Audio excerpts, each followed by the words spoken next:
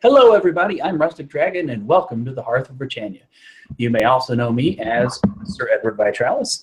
I have many names, and we'll talk about this a little bit later. But this is a Hearth of Britannia Dragonsmeet where we will be talking about the virtue of honor and last weekend's fan-fucking-tastic Festival of the Silver Serpent. It's really great, Festival of the Silver Serpent, Fellowship of the Silver Serpent, F-word of the Silver Serpent. There's a lot of great F-words out there. Fuck, flirt, fornicate, fondle finger. I mean, there's just so many great F-words. So it's just really impossible to talk about how fucking fantastic the Festival of the Silver Serpent is without saying fucking fantastic. So anyway, is that enough? Okay, I'm happy. But anyway, welcome to the Hearth of Britannia. This is a Hearth of Britannia Dragonsmeet. And before we get started, I want to take a moment to thank everybody out there who watches on YouTube. I see that there's 2 viewers out there. Hello, 2 viewers out there on YouTube. I hope I didn't just make everybody in the room leave with my tirade of F words. And if you're still watching, you're the best. So thank you out there, everybody who watches, and also a big, giant thank you to my backers on Patreon. You can find the Hearth of Britannia on Patreon, and it makes all the difference. It makes the difference between slow internet and fast internet. It makes a difference between having to set aside money to pay for domains and not. It makes a difference between being able to buy ingredients and all kinds of stuff. Your support is tremendously important to the Hearth, and thank you so much. And I think that about does it. I don't think I really have any housekeeping items. I do want to make one more announcement. Now that the Hearth is back from the fucking fantastic Festival of the Silver Serpent, so it should be FOTS, if you wanted to call it that from now on, the fucking fantastic Festival of the Silver Serpent, or if we want to make it like, symmetrical, the fucking fantastic Festival of the Shiny Silver Serpent. Okay, I'll stop. Now that we're back, Hobloth 4 registration stuff will get back soon. I'm wanting to pick that back up, this weekend. I'm going to start scheduling people, sending out emails, taking care of all that stuff. In the meantime, if you're waiting to go to Hobloth and you're waiting to interview, you can help out by sharing the event. Please tweet about it. Share it on Facebook. Tell people. Even if they have no idea what Ultima is, tell them anyway. If you have a friend who likes Renaissance festivals, if you have a friend that likes just general LARP, if you got a friend who likes board games, if they've never tried it, that's not a problem. Ultima experience is not in any way, shape, or form a firm prerequisite to attending Hobloth.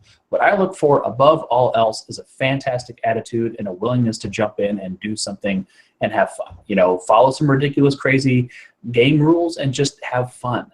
I've said it in every single interview that I've ever had after Hobloth 2, that many of the people who had the most amount of fun at Hobloth 2 were the people that had never played Ultima. Let's say you've got a girlfriend or a boyfriend or a husband or a wife or a spouse or whatever it is out there that has listened to you rant about Ultima for years, and they have no idea what it is. You bring them to the event, those people who have those spouses or significant others who've never played, they get a lot out of it too, because they get to watch the person that they love discover mantras and virtues and the interaction between the principles and all the fun stuff about Ultima that makes Ultima great. And you get to watch that person fall in love. And on the other hand, that person gets to discover the stuff. So stuff that we may know by heart. We know all the mantras. We know what all the virtues are made from. But you get to watch somebody else discover that. And it's really, really, really fun. They don't know that. So they discover that for the first time. They have a fantastic time. And absolutely, without fail, people who came to Hobloth 2 and 3 that didn't really know that much about Ultima had a great freaking time. So if you want to help out in the meantime while you're waiting for your interview to be scheduled, please share the event. Share it on Facebook, share it on Twitter, share it on whatever social media platform you want. Climb up to the roof of your house, strip off your clothes, write Hobloth on your chest, shake your ass and scream, "I'm going to Austin, Texas!" And pretty much you're guaranteed to pass the interview if you send me a video of you doing that. But anyway, that's how you can help. So, on to business at hand. We're going to be talking, like I said today, about the virtue of honor. But before we do that, let's take a moment to introduce everybody here in the Hangout. So, Golden Flame, you arrived last. You're tardy. I'm just teasing. Would you like to take a moment to introduce yourself and just say hi? Hey, everybody. I jumped here as soon as I got home from work, actually. and that's the perils of public transit. Perils of public, I'll leave the alliteration to you. But yes, I'm Adam. I'm Golden Flame Dragon, and my primary mark on the world is working on the game The Dark Unknown, which hopefully will be done someday. Well, thank you for braving the perilous pitfalls of public transit for us. It's fantastic to have you here. Houston, would you like to say hello? Sure. John Hosey, Houston Dragon. Just got back from FOTS as well. Had a great weekend, and glad to see everybody. Yay. Mr. Rowley, would you like to say hello? Assuming I'm pronouncing that right, of course. Perhaps he is away. So, Drayson, would you like to introduce the star of the show?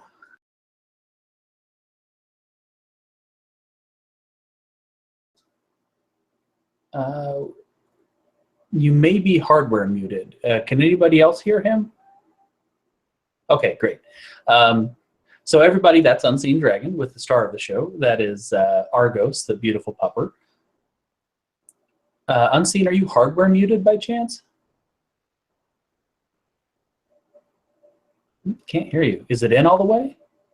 Can you hear me now? Did you stick it in further? All right. The further Tell me if this works. I'm telling you. Tell me if this works. I don't see his video, though. Yeah. We can hear you now. All right. Anyway, I'm Joseph. I'm Unseen Dragon, and this is Argos. Hi, puppy. Who is my pooch. Hello. And my room is a complete disaster right now because I haven't organized anything from after the festival. Amen. There is shit everywhere. The front of my place is kind of a disaster zone. I frantically, I can't even find my Ankh right now. So it is quite. I had to dig out everything so I could have it on camera. So that is definitely understood. And I didn't even run the event. All right. Well, before we talk about the Festival of the Silver Serpent, the fantastic fucking Festival of the Silver Serpent, we have to talk about virtue first, I guess. It's almost like, it's almost like, and no, I'm not going to make that comparison. That might offend someone. But yeah, so we are going to talk about honor today. And as you know, honor is what happens when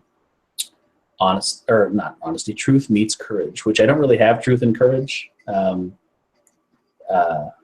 So I'm going to have to use, it's on the floor now, fuck it. So I'm going to have to use honesty and valor, but it's on the floor. So we're going to use floor virtue, and that's how you get honor. It's just like floor meat, which is a story we're going to talk about later. But yeah, honor is derived from truth and courage. And I'm always afraid that one of these days in my, thought processes where I'm trying to worry about who's talking and who wants to say something and trying to keep time, that I'm going to fuck one of those up really bad. I'm going to be like, spirituality is made out of turkey and sausage. Or I'm always worried I'm going to screw one of those up one day. So if I ever do, please call me out on it, because I always hesitate before I say it just in case. So we're going to talk a little bit about honor. Now, no one has written in to want to talk about honor yet. But as I mentioned in some of the previous meditations on virtue, I sometimes have a statement to make about the virtue. But this time, I don't particularly have strong feelings about honor. I'm very, very, very curious what you guys have to say. Patrick is back, and I would love for him to take a moment to introduce himself and say hello. Yes, apologies for that. Had to relieve mommy of the Drakeling for a brief period of time. I'm Patrick, otherwise known as Grey Mouser, quote-unquote dragon. And I met quite a few of you at the Bash at Disneyland, and I had the amazing, fantastic honor of being Lord British's official tour guide through Disneyland that day. So it was a pretty amazing day with him and the Space Bards. Well, that's fantastic. Just out of curiosity, did the Space Bards arrive late and really tired? Not that morning, no. Okay, that's their MO. That's what they do at Hobloth. That's what they do at Festival of the Silver Serpent. It's kind of it's becoming a running gag. They show up in like 4 or 5 or 6 in the morning, get 1 hour of sleep, and they're up the next day, and they're just like, yeah, I'm ready. Yeah, I guess getting signed into the park with British, who is an amazing early riser, even when he's jet lagged, probably kept them on their toes. God. Richard has more energy. I'm trying to think if I know someone who has more energy than Richard that's not like, 8. It is amazing how much energy Richard has. And if either he has a tremendous amount of energy or he's really fantastic at hiding when he's tired. It's probably a little of A, a little of B. Richard's fun thing about Richard, you point a camera at him and he just instantly goes into this perfect, presidential practiced smile. It's just like, he could be, how many times have I told you not to do that thing? Why are you doing that? And it's perfect. Not that I've ever really heard Richard yell at anybody, but it's always fantastic how quickly he can just, do that. So I wonder, his boundless energy from where that springs. But the man's immortal. What do you expect? But anyway, welcome, Patrick. We're happy to have you here at the Hearth of Britannia. Everybody's welcome at the Hearth of Britannia. Those 5 viewers out there in YouTube land, please feel free to jump in. We've got plenty of space if you want to talk about honor. That being said, there is one thing I forgot to mention earlier. If you're too shy to jump in or you don't have the hardware, you just don't feel like it, you can always participate in the conversation. Email me, please, rusticdragon@gmail.com. Don't comment on the YouTube video unless you want to later. I don't read that. Don't Facebook message me. Don't, just the only thing that I check during Dragons Meets is rusticdragon@gmail.com. So please, that's always the single best way to get a hold of me. I will read your comment on air unless you ask me not to. And again, if you're watching this after the fact, if you're watching this weeks later, months later, email me anyway. If you have relevant thoughts and we're having next Dragons Meet, I will go back and I will read your relevant thoughts. So please don't hesitate. rusticdragon@gmail.com. Those of you out there in YouTube land. Okay, so let's do this. We have some questions that I have written down. Oh God, I'm not reading that. We have some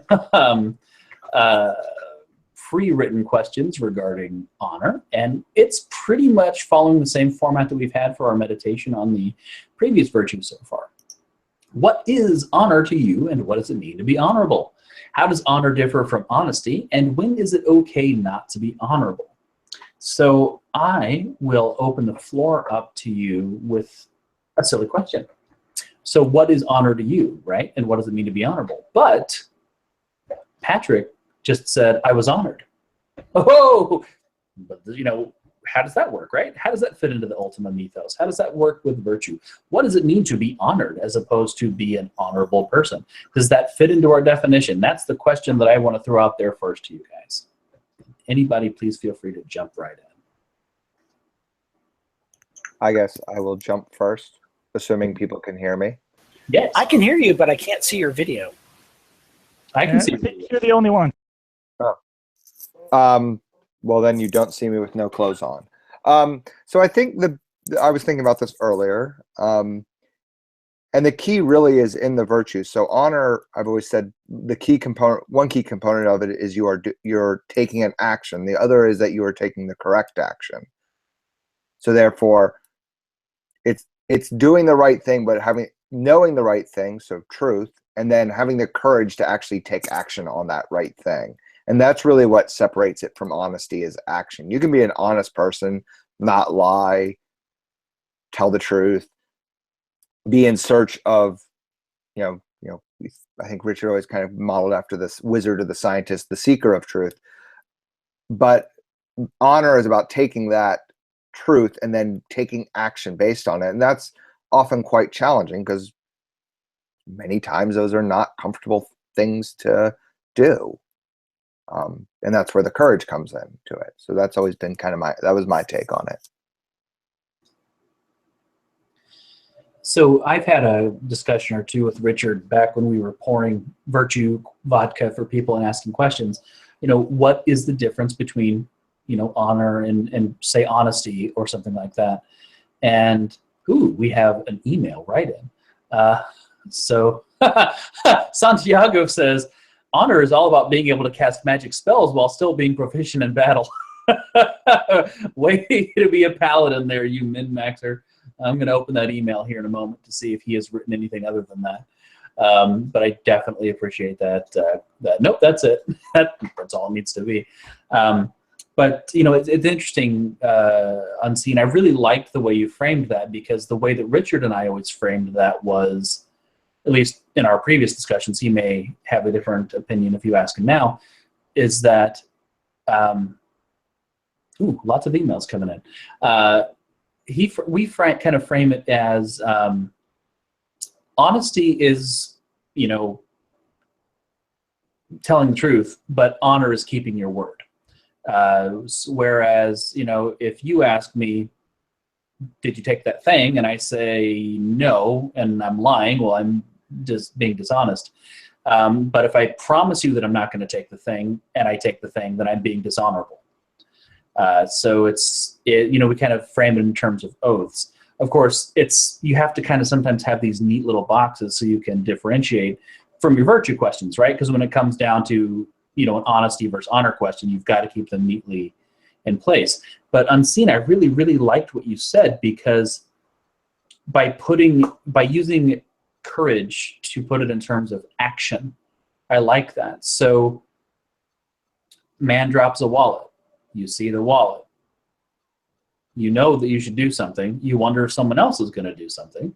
You just got that momentary hesitation, that psychological bias that you think someone else is going to do it, or you're not sure, and you're like debating in your head what you should do. If you pick it up and someone says, did you pick up my wallet? Well, that's an honesty question. They have brought it to you. But for you to take the courage to pick it up and say, yo, dude, you dropped this. Take that to a different example, like a more extreme example.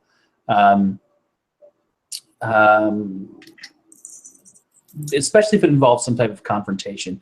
You see somebody doing something inappropriate. If someone, having the courage, I'm trying to think of a really good example, but I can't. But, I like the way that you said it, where courage is the action. It takes courage to, it's a dishonest thing, but it takes your own courage to intervene, to act, then that's what turns it into something honorable. I really like that paradigm. If I can offer, something for those who don't know, I spent most of my life as a consultant, and as a consultant, you're often, at least the type I did, you're confronted with unethical situations. And it's one thing to say, hey, we're in an unethical situation right now. It's a very different thing to take that knowledge, your peers and or your boss, and say, we can't do this, or if you're doing this, I'm out, because this is just not the right thing to do. And it's a really difficult thing to do. Absolutely. We can extrapolate that and expand it to whistleblowers and situations like that. Adam, did you have something you want to jump in with?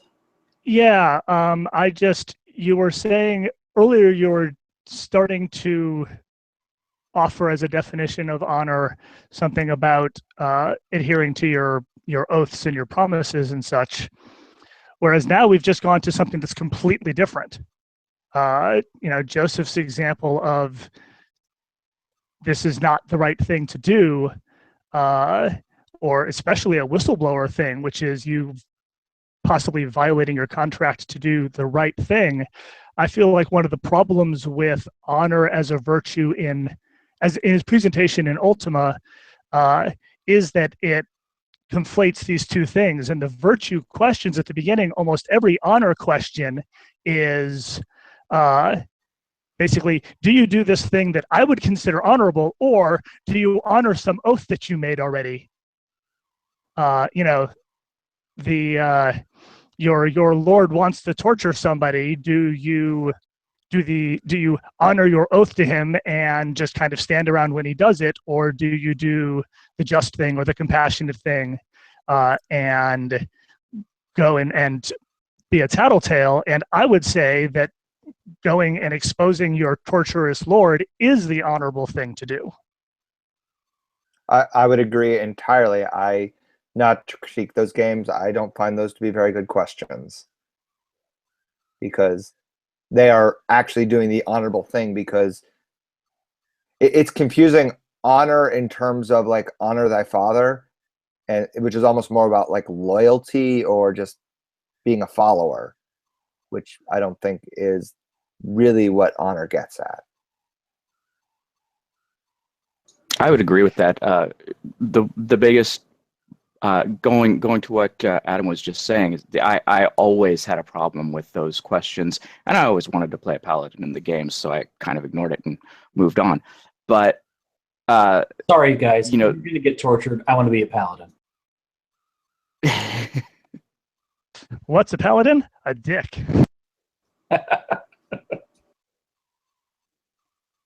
Yeah, exactly. But spellcasting while in combat is always handy, and being able to wear your plate mail. But my sense of my definition of honor, and I'm a consultant too, and it's always been I mean, ethical behavior and honor are pretty synonymous with each other. You know, if you want to put it in terms of honor, honesty, honor I always see as honesty in motion. But it's definitely it's that ethics part of it, not the not their definition of which goes more of a biblical type of thing, is honor thy mother and thy father, rather than acting with integrity. To a certain extent, and this is something like the point about that division on honor and the questions, I basically stole full cloth from Withstand the Fury's relatively recent bite-sized virtue podcasts. Wow, because he was doing honor earlier this year, and he brings up that point. And one of the things that he kind of stumbles towards, and that I think there's something to, is in a way, I feel like being honorable is acting with virtue, and this kind of makes it, you know, tautological and kind of hard to define as a virtue instead of a state of being virtuous. Well, except there's nothing. I guess the one critique I have on that is if again, I'm going back to my kind of framework. Truth tells you what to do. Courage is that you do something. It doesn't in any way talk about the other side, is like how what you're doing is impacting others in terms of compassion and those kind of things. I can certainly conceive of a person who's very honorable but not particularly compassionate.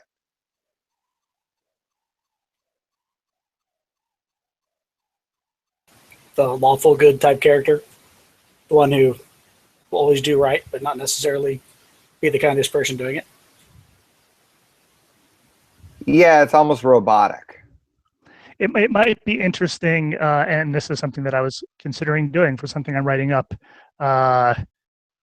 to go through and try to think of which virtues I feel like their exercise is inherently honorable and which I don't. And it may well be that it's exactly that we do come back around to an ultimate formulation, in as much as you just said robotic, in as much as it is love that is possibly the aspect that is missing in things that are honorable, which takes us right back to exactly where we started in a good way. Yeah, I mean, according to the virtues, you know, compassion and love have no place in honor. So that's interesting. So we've talked about, you know, like, you know, we've talked about honor. We've talked about, you know, what we feel like honor is to each other. For some reason, I'm just got a cloudy brain today. And we've talked a little bit about, you know, what it means to be honorable. Do you guys want to hit on that, you know, kind of alternate use of honor that we talked about earlier? You know, it's almost like a synonym for flattered when Patrick used it earlier. I was honored. You know, is that Does that fit into this in any way, or should we just say, nope, that doesn't really, and just toss it out? Is it worth exploring that?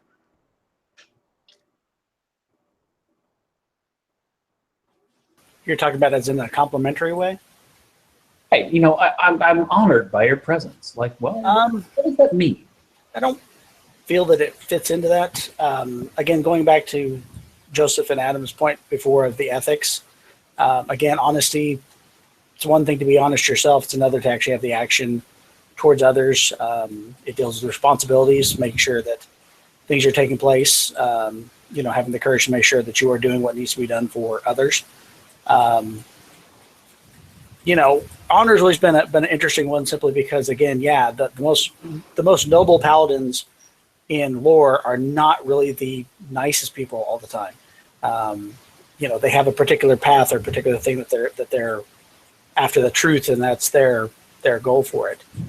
I also kind of throw back to like Serpent Isle and Dupre and his sacrifice there at the crematorium. His knowledge that the Avatar's death will cause more, problems, even though the Avatar drew the short straw for it, and his guilt, as it were, over the deaths of all the inhabitants, to where he basically knocks him out of the way and jumps on in. Now, honoring his oath to his friend and to his country. Well, there wasn't that sacrifice. It would be kind of sacrifice too. Yeah, but Dupre really kind of screwed up there. I mean, if the Avatar would have jumped in, wouldn't that have destroyed the Guardian?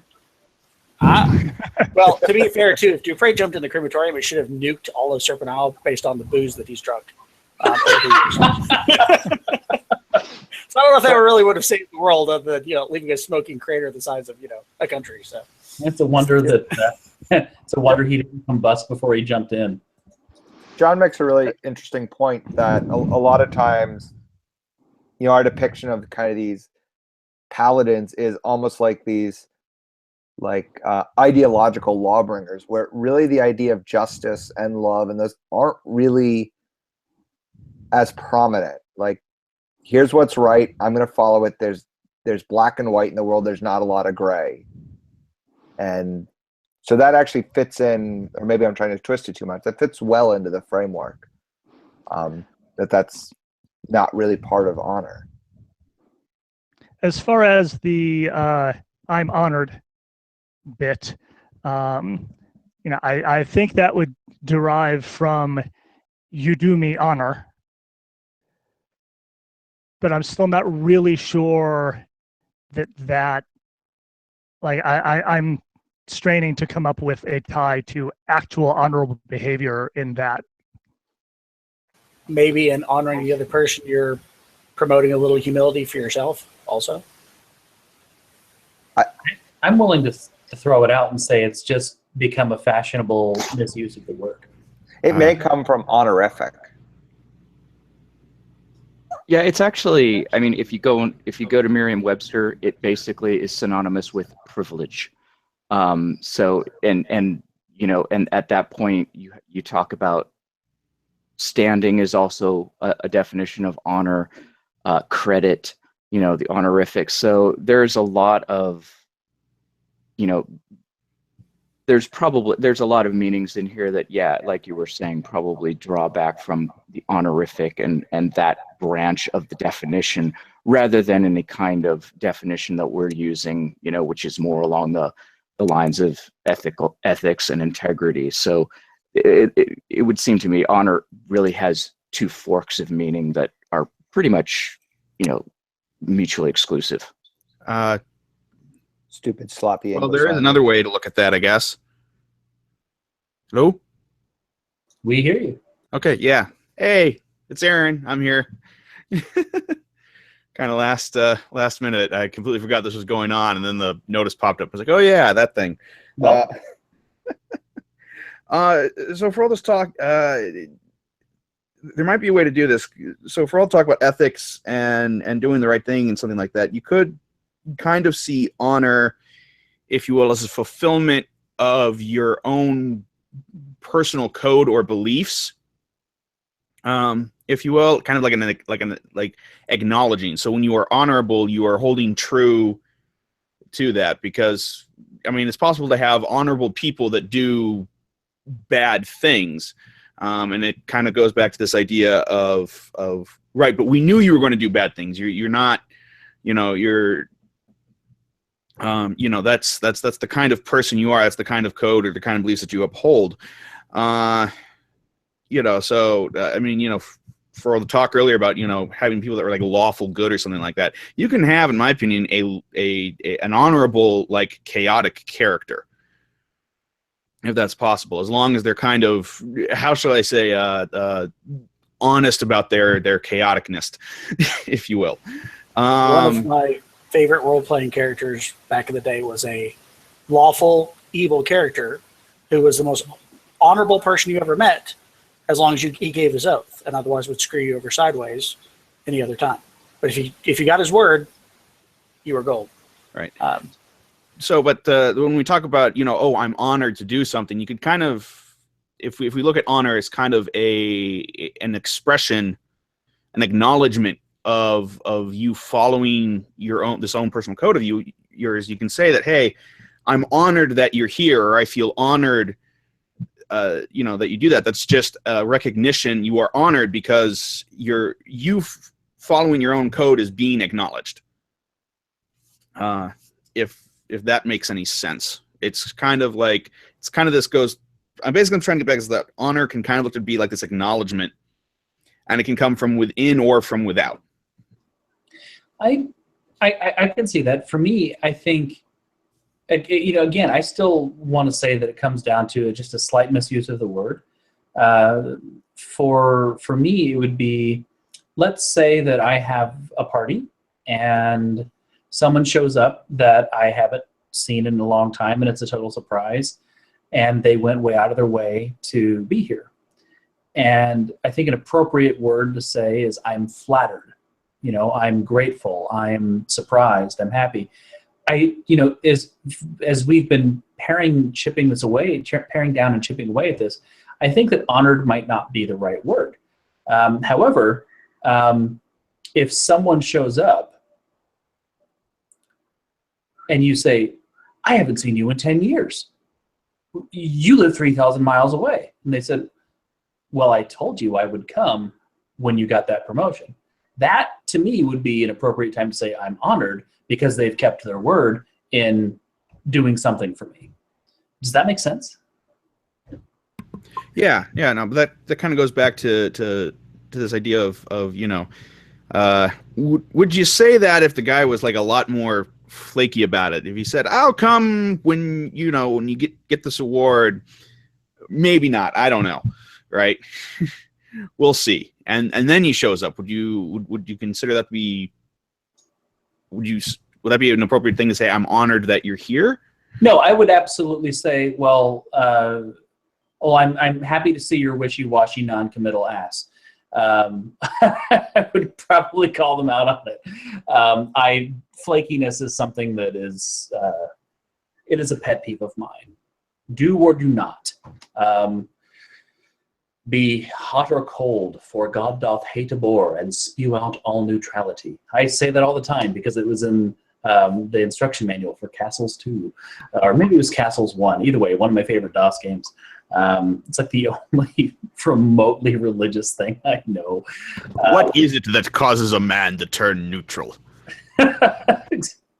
So yeah, I mean, if you're not going to come, don't come. It's like I hate maybes on Facebook invites. I really like that Facebook has given me the option to say that person can't go for them. It's very fantastically passive aggressive. I'm like, yeah, you're not coming, dude. And yeah, I know you're not coming, dude. Sorry, I'm just kind of going off on a little mental happy tangent there. But yeah.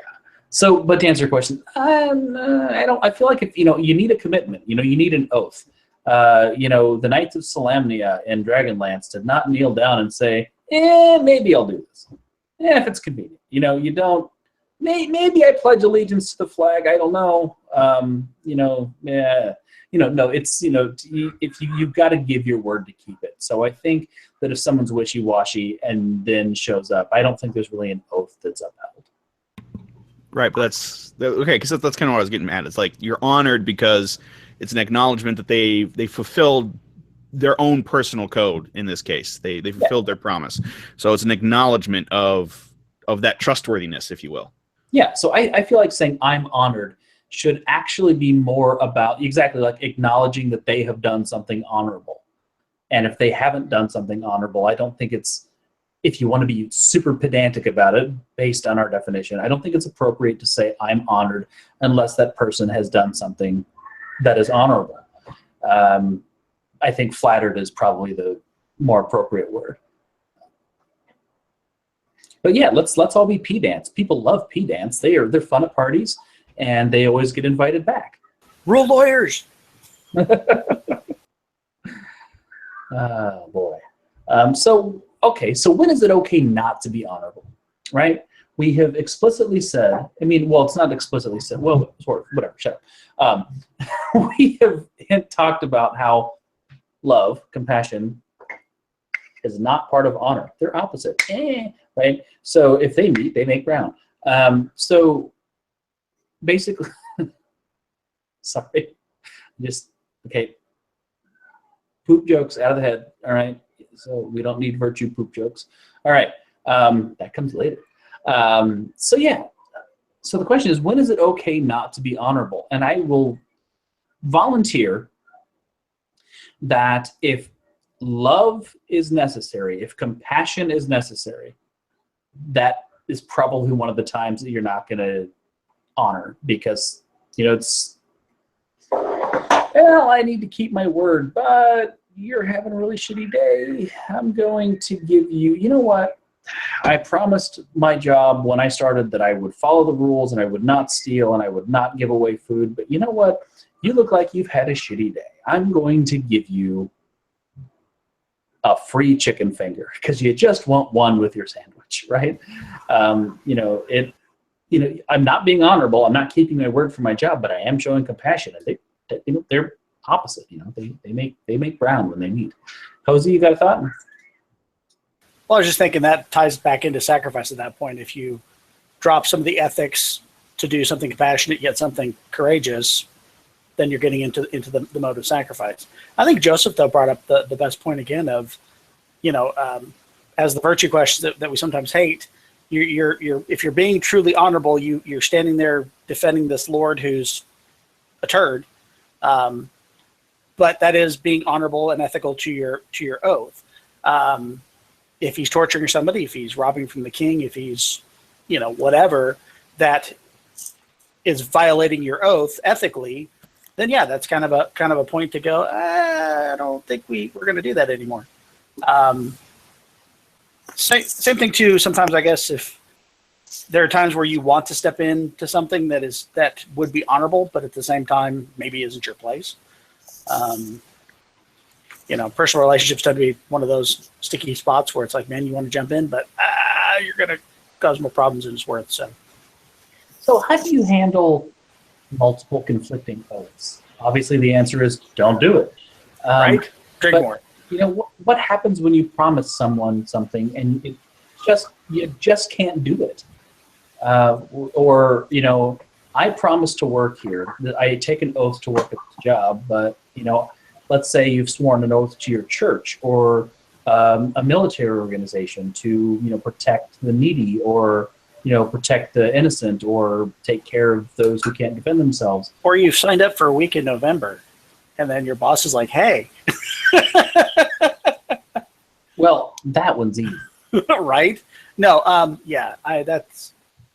there are always conflicting oaths. There's family, there's employment, there's friendships, there's love, there's whatever there is.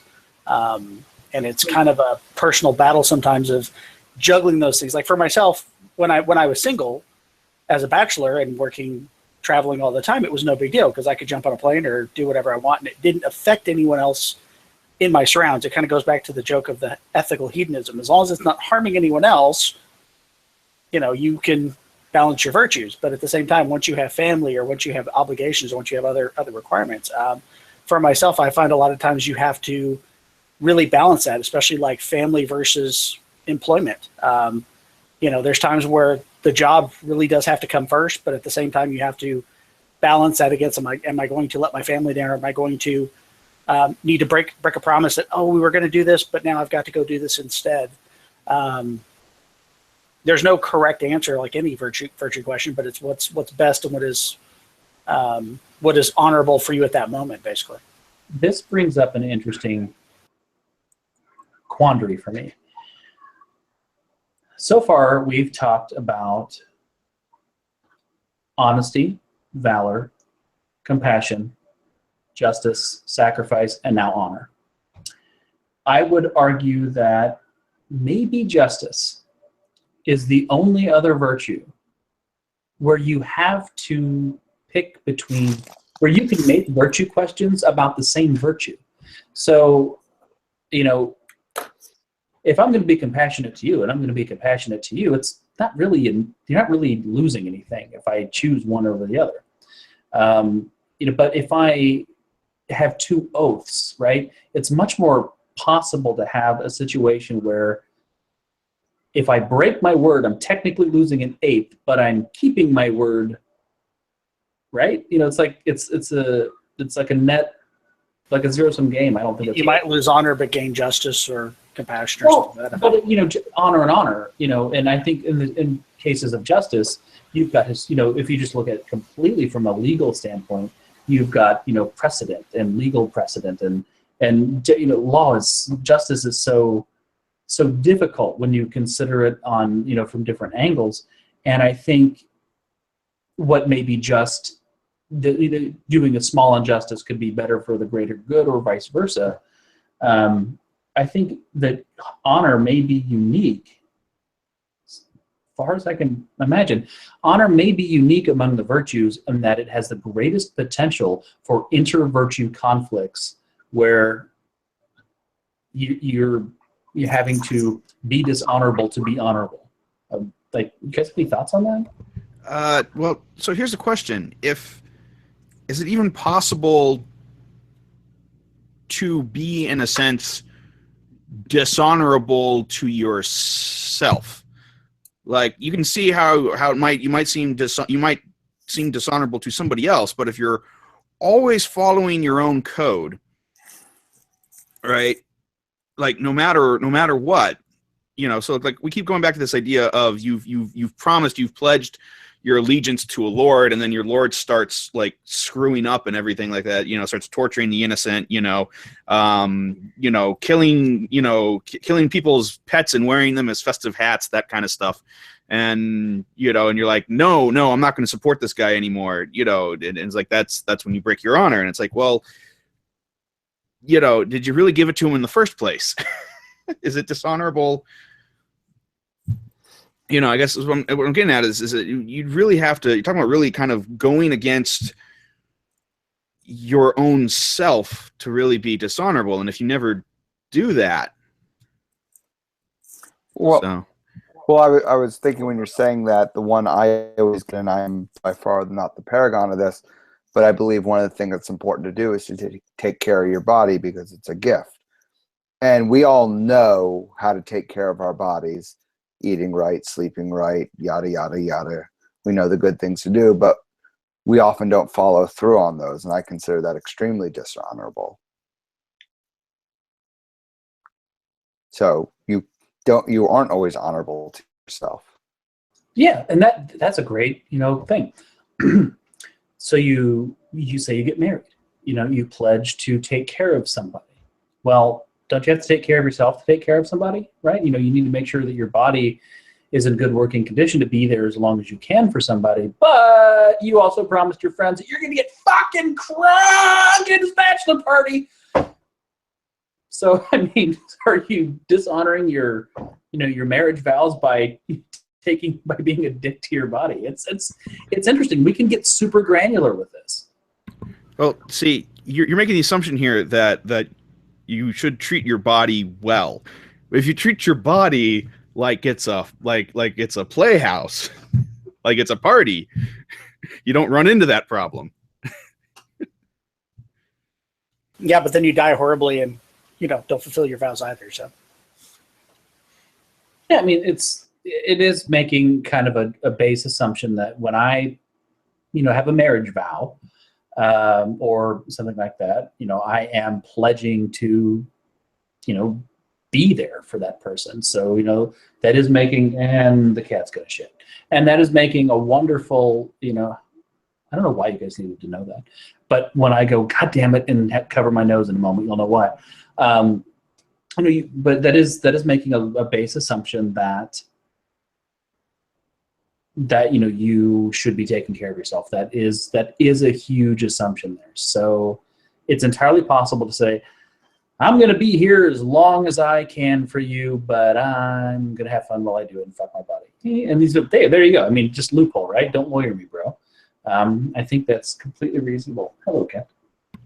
Well, kind of just another thought just occurred to me. So here's a question: if you go to all the trouble to, let's say you go, like you've promised to take care of yourself and let's say be there for somebody, but then you also promised, there's another example, to go, like, drink and have fun with your friends and stuff like that, even though that'll be harmful to your body. Hello, Kat. Sorry, I got to shame the cat. Yeah. Ha-ha! No, that's fine. Cats are always appreciated. Good job. Now look at him go. Look at that. Nope. Am I going to cover up what I did? Of course I'm not. I'm just going to scratch this post. I'm going to walk away. Damn it. All right. So little cat shaming there. Okay. So please go on. So here's the question: are you being dishonorable in that case when you go drinking, or are you dishonor, or did you get the dishonor when you made a promise that you knew you couldn't in good faith keep in the first place? Aha! That's a great question. Do you lose an eighth immediately when you make a shitty promise? That's a great question. Richard, are you out there? That's a great question. That would be fantastic to happen in Ultima, where someone asks you to make a promise that you can't meet, and just immediately, you've lost an eighth. And you're like, what the fuck? What did I do? And then, like, Minority Report people come out and they're like, we know you were going to break it in the future. Sorry. But yeah, that's a great question. Man, this is great. This is probably one of the most convoluted virtues out there. Like I said, it's got a lot of potential for internal conflict that some of the other virtues don't. But yeah, when is it okay not to be honorable, right? Like, when is it okay to say, fuck this shit in a way that's not honoring something else, right? It's my boss tells me that I'm supposed to shoot anybody that tries to take this thing. Well, I don't particularly want to shoot anybody. I just rather call the cops. So let the authorities handle it. Well, like when is it okay, to forsake honor in 2017 for something that is not also honor? That's the trick. Well, then in that case, is it possible that you can dishonor something, but in the process keep your honor with something else? And so what happens is that the two kind of cancel each other out. So you lose an eighth and you gain an eighth in the same instance. Right, but that's specifically what I'm trying to find an example not of. It's like, when is it okay to not be honorable, not for the sake of honor?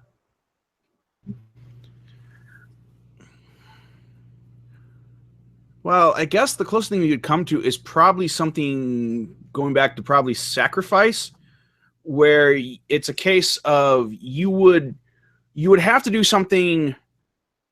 You would not only have to break a promise, but you would have to you'd have to do it for a reason that actually kind of violates like your own personal code, So, it's kind of like, hey, I'd love to do this thing for you, but I can't because I've got to go burn down an orphanage. It's kind of an extreme example, but I think that's what you're getting at, because otherwise, it's like you said, it's perfectly possible, and I think most common to be dishonorable in one way in order to fulfill honor in another way, in which case you have to ask yourself, are you really being dishonorable in the first place? It's a good question. Does anyone have any thoughts on it? I mean, for example, if somebody came to you with a commission of a crime and was like, hey, you want to help me out with this? And you're like, sure. And then as soon as they're about to do it, you turn around and turn them in because it's a really shitty thing, whatever they're doing. You didn't really have any intent to go through with the thing, but you just were like, yeah, okay, I'll help you out with whatever. Hey, when I said my marriage vows, I was holding my like this behind. There was no pinky swear. It wasn't, part of that too. If you enter into a marriage and you know that you'll cheat, if you know that you're not being ethical or honest in the initial vow, would be dishonorable in my opinion. Stuff like that. Again, as Aaron made a good point. I mean, it really does boil down to what do you consider as ethical or honorable yourself, and as long as you maintain that, then you would still be honorable to yourself, even if you broke a particular vow. But if you've lied to yourself, then you kind of screwed yourself in the get-go. It kind of makes me think. We were talking earlier about like the you've sworn an oath to a lord who then wants to torture somebody. I feel like whether or not which action is honorable could possibly depend on your intent at the time that you swore the oath, and that's of course the problem with the Ultima Gypsy questions, is that you don't have your backstory. But if you swore an oath to somebody, if you swore an oath to Blackthorn when he was a good guy, and then the Shadow Lords corrupt him, I would argue that, as no longer being worthy of your oath, it can be honorable for you to break it. But if you swore an oath to a torturing fuckhead, knowing he was a torturing fuckhead, if you then go and say, no, I'm not going to do it when he wants to torture somebody, then in that case, I'm willing to say, yeah, it's not honorable to go off and do something because you knew what you were swearing when you swore it. Also sorry, go ahead. I was just going to mention, dovetailing off of both of those is the idea of, in modern days, the confidential informant, where, somebody is ostensibly being completely dishonorable to his oath to whoever he's informing on for a greater good. And so where does that, lie on the spectrum of being honorable or dishonorable? Are you, does the greater good make you honorable even though you're being dishonorable, even if you knew it going in that, like a CI for a gang where, they pledged fealty to this gang years ago and now they've turned coded, for some reason. Maybe it's because, we've got something on you, so turn in your bosses and we'll let you go. Is that maybe it's because they grew a moral code at some point? Or maybe it's just because they're going to toss you in the slammer and you're making a deal to put somebody else in and you get a lighter sentence. And some of those examples at the beginning of that I just kind of wanted to throw out there. Sounds like you're not really Avatar material anyway. Adam talking about swearing an oath to a bastard. Well, I don't see this person meditating at any shrines soon. So yeah, let's not be those people. We've got 5 minutes left until we reach 9 o'clock Central Time. Does anybody have any parting thoughts on honor before we transition to our Fistula of the Silver Serpent discussion? I'm sorry, a Festival of the Silver Serpent discussion. Don't work for murdering, torturing douchebags. I'm sorry, can you say that again? I missed it. So don't work for murdering, torturing douchebags. Absolutely. So if you currently work in the highest levels of government, resign. Unless your plan is to infiltrate the organization and change it from within. Indeed. Okay. Well, I think we can start. Yes, Kat? Gosh. So I think we can start a few minutes early. He just needs to let me know that he's there. I'm here for you, Kat. Come back. I'll put you on camera. But yes, Kat? Do you want to come say hi? You can hear him, right? He's loud. Yeah. Yes, Kat?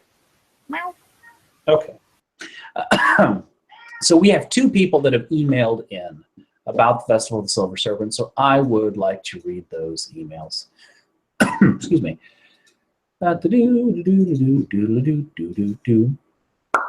right, so the first email came from Indy, but I'm going to read William's email first. So William Chandler, Quickstar Dragon. Hello, fellow dragons, he says. I cannot join as I am babysitting an 18-month-old who is very active and vocal. So I will settle for watching. Well, I appreciate that. It makes the stream a little quieter for us, but also, you know, you would have been welcome anyway, but you probably got your hands full. He says, still reminiscing after a fantastic weekend. Hello to you all. Quickstar Dragon. So hello out there, William. I hope you're watching. We miss you as well. Thank you for writing in. And Indy also wrote, come on, here it is. She says that she doesn't want to take up too much time from the rambling, so here goes. So, as some of you know, the last year has been particularly difficult for me, and my life's been turned upside down. She says, please sing this in the Fresh Prince voice. And I was going to write a whole thing about going to the Festival of the Silver Serpent, but I forgot. Anyway, so I'd like to take a minute, just sit right there. We're going to talk about the Festival of the Silver Serpent on air. Okay. So a few times, first with a breakup, which was hard, but good and necessary for both of us, then an injury, and finally with an abrupt and unexpected change in my living arrangement. There were some dark moments, and I tend to keep those to myself more than I should, especially under less than optimal circumstances. I don't care to be a burden on others. I've struggled with feeling off kilter for a while as I find my new place in the world, but your friendships have helped keep me on an even keel just by being there. So thank you. I mentioned Unseen this weekend. It was the first time in years that I really felt like I could be myself and didn't feel judged. Thank you to both Josephs for throwing these events where we can play and let our guards down among friends and friends to be. And also, damn it, Drayson, I didn't actually drink that much except for the battle. So yeah, that happened, and I regret nothing. And rabble on. So and that was apparently my fault. That was entirely your fault, Drayson. So I'm going to take a moment. So, Indy, I actually echo some of those sentiments, which I'm going to talk about here in just a moment. Oh, my God, we've been invaded. Santiago has written in about honor in a way that has nothing to do with spellcasting and plate mail. And I will read his statement because it's technically not 9 o'clock yet. All right, so Santiago / the guy who made my fantastic intro with cool pixel art, tile art from Ultima 4 intro, the guy who made that. I said that so eloquently. Santiago says, to me, honor is about having the courage to fulfill your commitments, thus becoming someone who can be trusted. You know, we didn't really talk about trust in any of this. Interestingly enough. Now, there are many scenarios where being trusted is not that important versus saving the world or something greater, then being dishonorable may be a good thing. That's fantastic. Those are fucking great examples. Thank you for writing it. I wish we had time to expound upon that a little bit because that's some stuff that we didn't mention. Maybe we can squeeze in some honor time next time. But before I talk a little bit about Festival of the Silver Serpent, welcome, Dame Lori. It's good to have you here. Uh-oh, we can't hear Dame Lori. Are you hardware muted?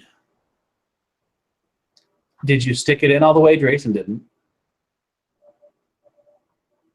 Nope, still can't hear you. Okay, so she's working on it. I think the last time we had Dame Lori in any type of Dragonsmeet thing was way back in like the Kickstarter era. Like might have been like the telethon of the Avatar or something. Wow, John, I just read that. Sometimes I'm glad that you guys out there in YouTube land can't read the chat. It's definitely, hello, Kat. It's definitely interesting. Still can't hear Lori, so she'll work on that. Lori, you keep trying, keep pulling it out and sticking it in and seeing what happens. In the meantime, I will say my piece. Damn it. All right, so I'm going to cover the chat while I try to say this because I'm not going to be able to concentrate.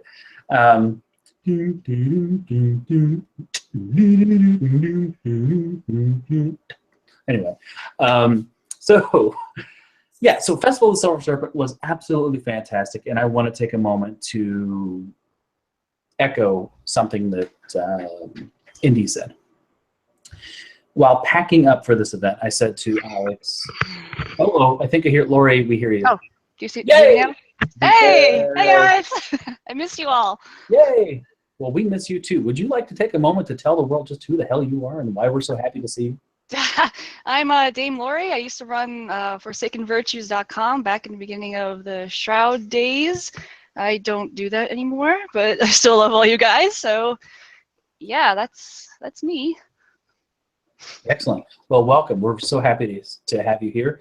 As I mentioned, I think the last time you were in a Hangout or a Dragonsmeet was like a Kickstarter celebration era. You know, Probably, yeah. I like to stay behind on the other side of the camera, not in front of the camera.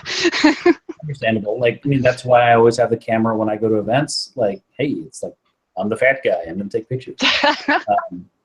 Speaking of which, there are like 1,300 some odd pictures that I took at Festival of the Silver Serpent. Of course, many of those are going to get tossed out, but I'm in the process of processing those right now. So everyone who's really excited about that, I'm just as excited about them as you are, and there are some fantastic ones, let me tell you.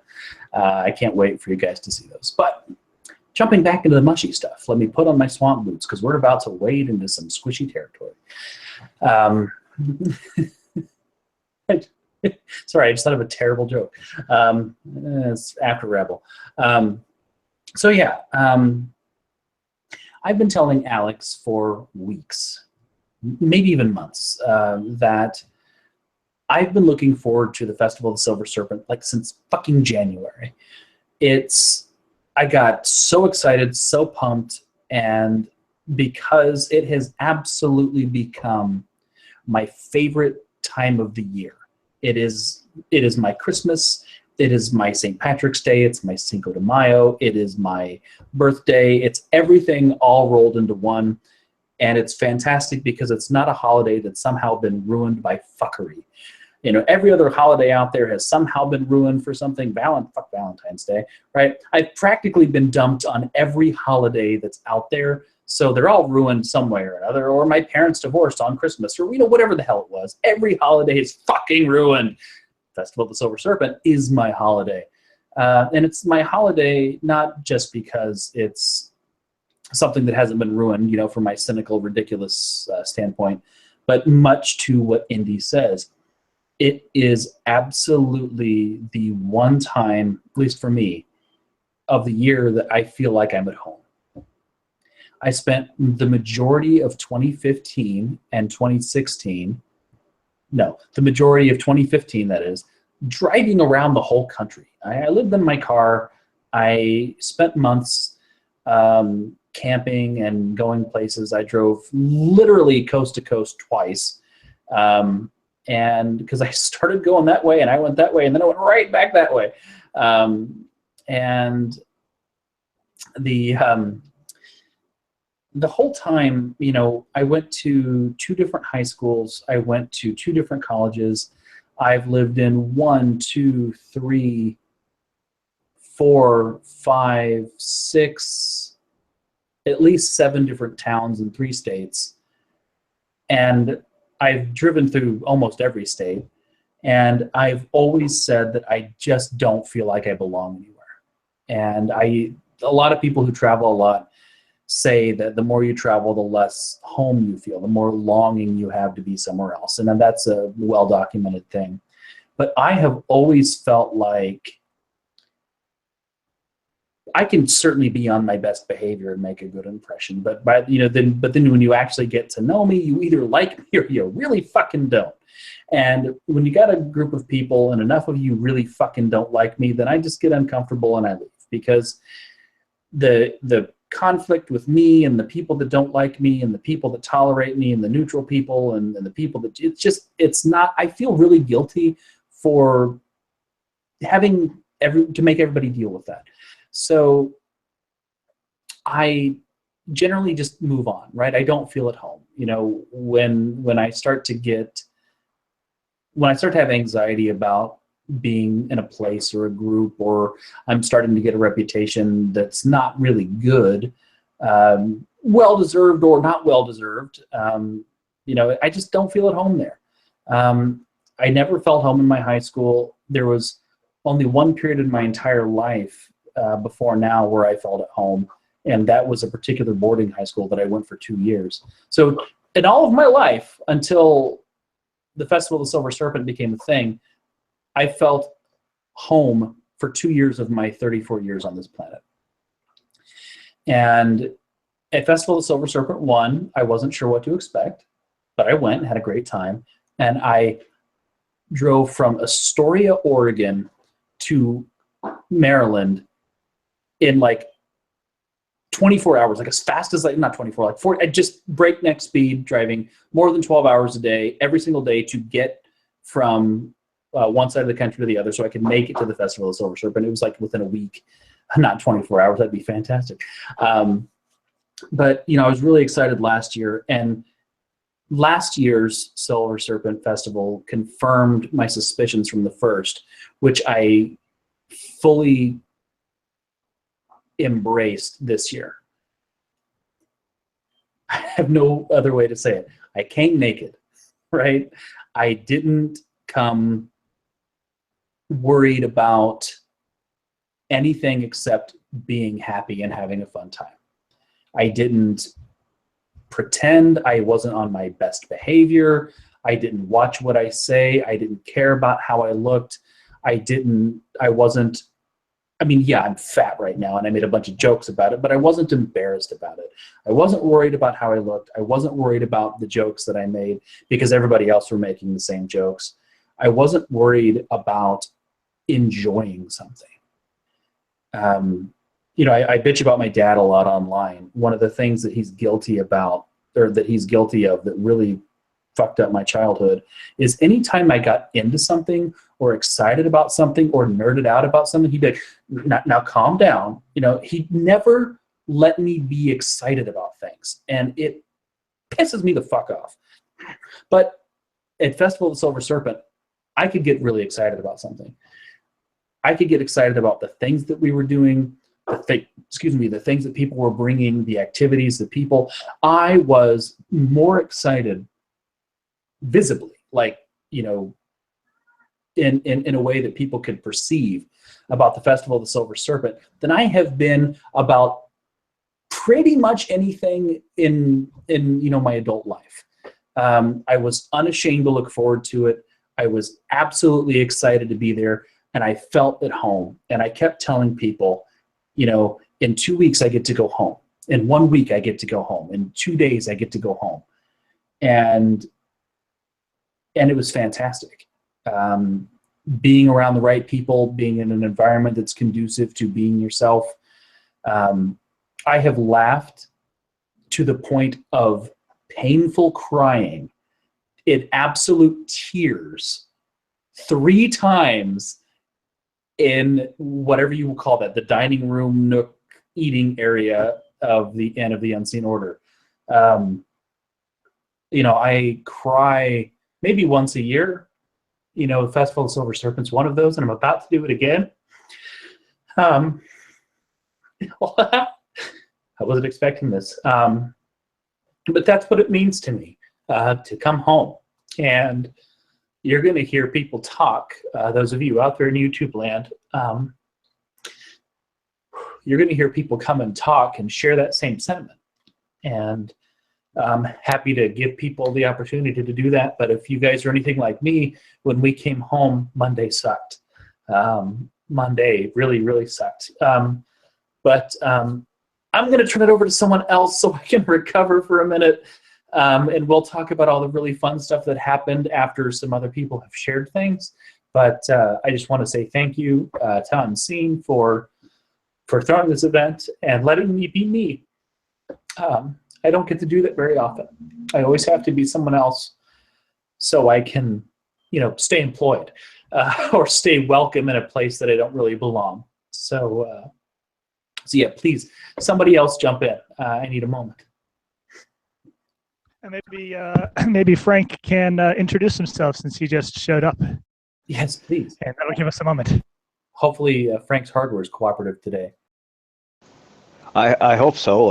I was wanting to be incognito, and I was listening to you talk, and I said, well, I'll come on for a little bit anyways, because I'll probably be the next guy to tear up a little bit. But I'm Frank Fleury, also known as Darth N. Hodge mainly, and and Festival of the Servant. It's hard to describe unless you've been there, and once you're there, you longing to go back. My whole week since I've been back I've been wanting to be back there, and it's been pretty hard recovering from the trip. Really something to be there and be with amongst such great friends. Absolutely. Does anybody want to share some just general thoughts before I do a quick little jump into the non-friends part of what makes Festival so great? Yeah, I just wanted to say that everything you said was amazing and right on point, and I agree with everything you said, and you almost brought me to tears just talking about it. No, please, I've been in tears quite a bit this week missing you guys, and it was just immediately when we got together, it was like we'd known each other forever. It was just that connection and that this wonderful and safe and friendly environment, and I just have to say thank you to Unseen for just doing this for us and providing that for us, and it's been amazing. So, thank you. Absolutely. I was going to go ahead and add that feeling you're talking about on Monday after it's all over. In the fan convention community, we refer to that as post-con depression. So you can think of it as next year, that feeling that just, that weight, that goes back on you, that when you wake up Monday morning after the next festival, PFD, post-festival depression. Joseph ran off, but I was going to touch base. Oh, there he is. I had an abusive family experience when I grew up. And so I tended to not share with my family my passions and things that I really enjoyed, particularly through junior high and high school, because it was just a lot of cruel comments, a lot of cruel things. And I'm a heavyset guy, so that was also part of what said it. And, as I got older and realized how much enjoyment you get from being you and enjoying the things that you love. And it's one of the reasons I tend to be very enthusiastic I love to see other people enjoy themselves. I just love it. It's the best thing ever in the world, particularly when I go to cons, I go to Dragon Con, I go to other events, and it's different when it's different when it's a general thing versus something you truly are passionate about. I mean, I've been passionate about this for 30 years. Even my wife looks at me and goes, yeah, you're kind of crazy, but I get it. And I told Joseph back when I first signed up for Habla 3, it's been my dream for 25 years. Even when we ran our own online servers and everything else, to have a person-to-person experience of everybody just meeting and just enjoying and literally living in Britannia in that state, and knowing that regardless of your quirks, because God knows we all have them, that you're totally accepted and welcomed and loved for it. And I agree with all you guys. I mean, Monday was a shitty day.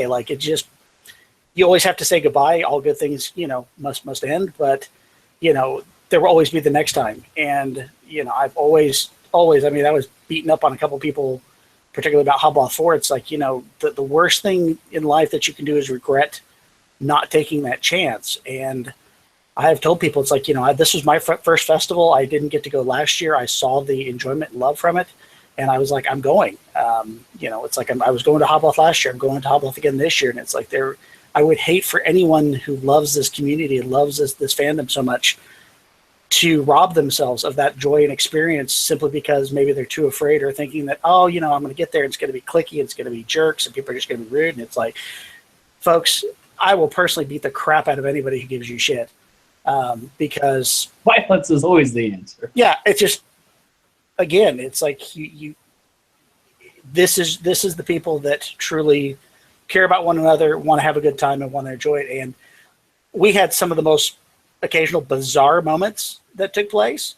I gave William a lot of shit about falling with style there on the battlefield, and we had some great moments of just foolishness and camaraderie and just complete ridiculousness, and that's what will make the memories. I mean, I was looking at the photos all week, and I can't explain it to people. Like, you can show them the photos, and they're like, "Oh yeah, it looks great," and I'm like, no, like, unless you're there at that moment and you're hearing those ridiculous horn trumpets tootling off the balcony, playing the Star Trek theme, you know, and David swinging a huge sword around and jumping around like an idiot with a dragon on his butt, and it just, if you weren't there, man, I'm sorry, you should have come. That's all I got to say. So there's it was a great time.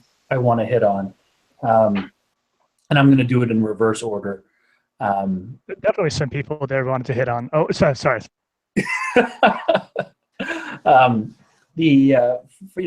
Actually, no, I'll go ahead and do it in order. I think I'll remember it. Excuse me. We're playing to Aaron's comment about the post-con depression. You know, the whole way back, I was thinking about that. You know, I've been to Gen Con and Anime Central, and even when I run my own events, I have that post-con depression. But it's kind of like to me, it's the same feeling as when you've got loud music for a while and then you leave the concert and your ears are kind of ringing. It's just like, okay, it's, you know, all the excitement's done, the stimulation's done. And I definitely miss meeting new people and all that stuff. But to me, it's just not the same. I've experienced that post-con depression. This was a whole total order of magnitude different. I mean, it's apples and anuses. It's just not the same. But you talk about John. You were talking about the atmosphere, and I kind of just came up with an interesting analogy. If you read any of the fiction that goes with Ultima, some like the official book of Ultima, with the fictionalized walkthroughs or things like that, it always talks about you go through the moon gate and the air is different here, and you're like, the air feels magical, and then an orc slices you and you heal because of the magic in the air, right? You can cast spells in Britannia because the air is different. And we were breathing different air this weekend. It was magical air. The camaraderie was there, that the safety, the ability to be who you are, the ridiculousness.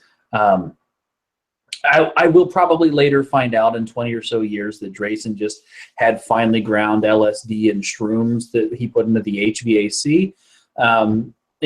That's making the air special. But no, I mean, when you step, whatever works.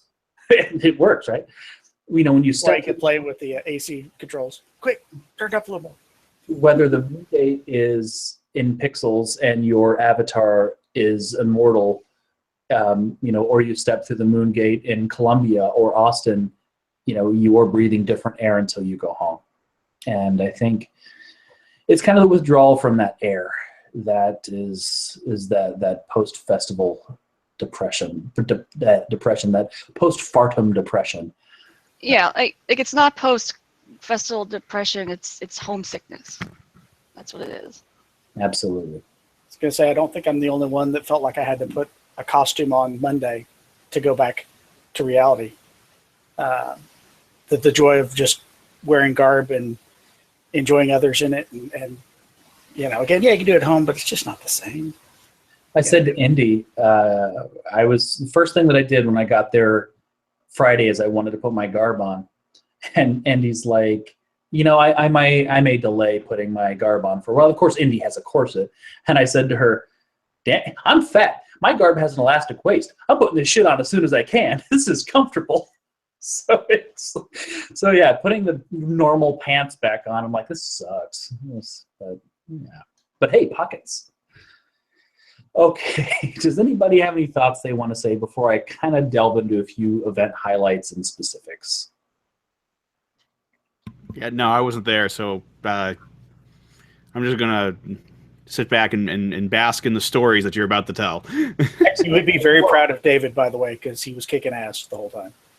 Oh, that's good. It means I won't have to kick his ass on Saturday. You're absolutely welcome, unless we fill up with people who went to the event that want to come in, and I'll let you know.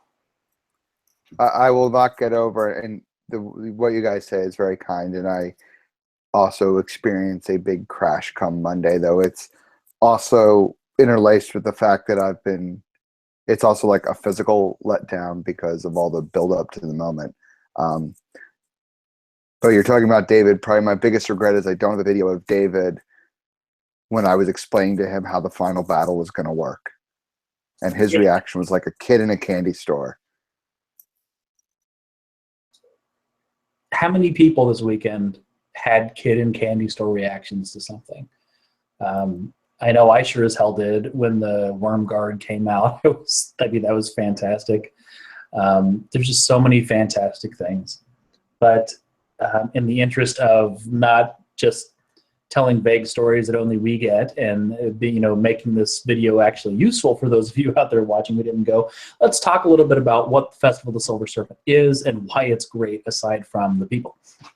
So, and please, if you want to say this instead of me, let me know unseen, or if you want to jump in, please do. But generally, the Festival of the Silver Serpent is an Ultima LARP event that takes place out in Maryland on Unseen's property. Random side note, I was looking at property by your house, wondering how the hell I could help and make it better. Apparently, there's a house nearby you that on your street that might be hitting foreclosure soon. Unfortunately, It's not connected. So I'm like, well, shit. The house on the other side of my neighbor, so 2 over where I think I shot an arrow, their house is under renovation, but they're going to be selling it. Wow. See, I told Alex, I said, if I was going to get a house, I would either want the house with the lake or the one right on the other side of Colin. This is the one right on the other side of Colin. I can't afford this house, but I will think about it. I will dream. Crowdfunding? Has anybody kickstarted a house? Let's do it. You won't be like, guys, go home. Fuck, it's 2 a.m. Anyway, so it is an Ultima LARP event with an emphasis, as it has evolved over the years, on food and crafting. So we had a really fantastic mix this year of food, crafting, and adventuring.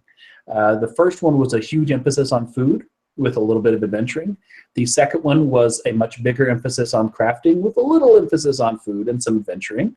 Good emphasis. And this year it was a really good triangle, in my opinion. It was a really fantastic balance of making things, doing things, and eating things. Lots of things, quality things. At this event we had, actually I'm going to go ahead and talk about this. So everybody who goes to these events, and I got to turn autofocus on, everybody who goes to these events is presented with a personalized Lego plate. Now, why do you have a Lego plate with a little pointy thing on the back, right? It's a badge. It's personalized. It's got your name on it. Well, for those of you that don't know, Unseen Dragon has Soda Bricks. Is that right? SodaBricks.com. Is that still a thing? He's a Lego enthusiast, and I think that's putting it lightly. His basement is Legos. There's nothing like it's practically built of Lego. But he owns SodaBricks.com, where he has done some cool stuff. Like he's made the Lego Hearth of Britannia, which I now have, which will happen next Dragonsmeet. I don't have it ready to move yet. But we'll talk about that later.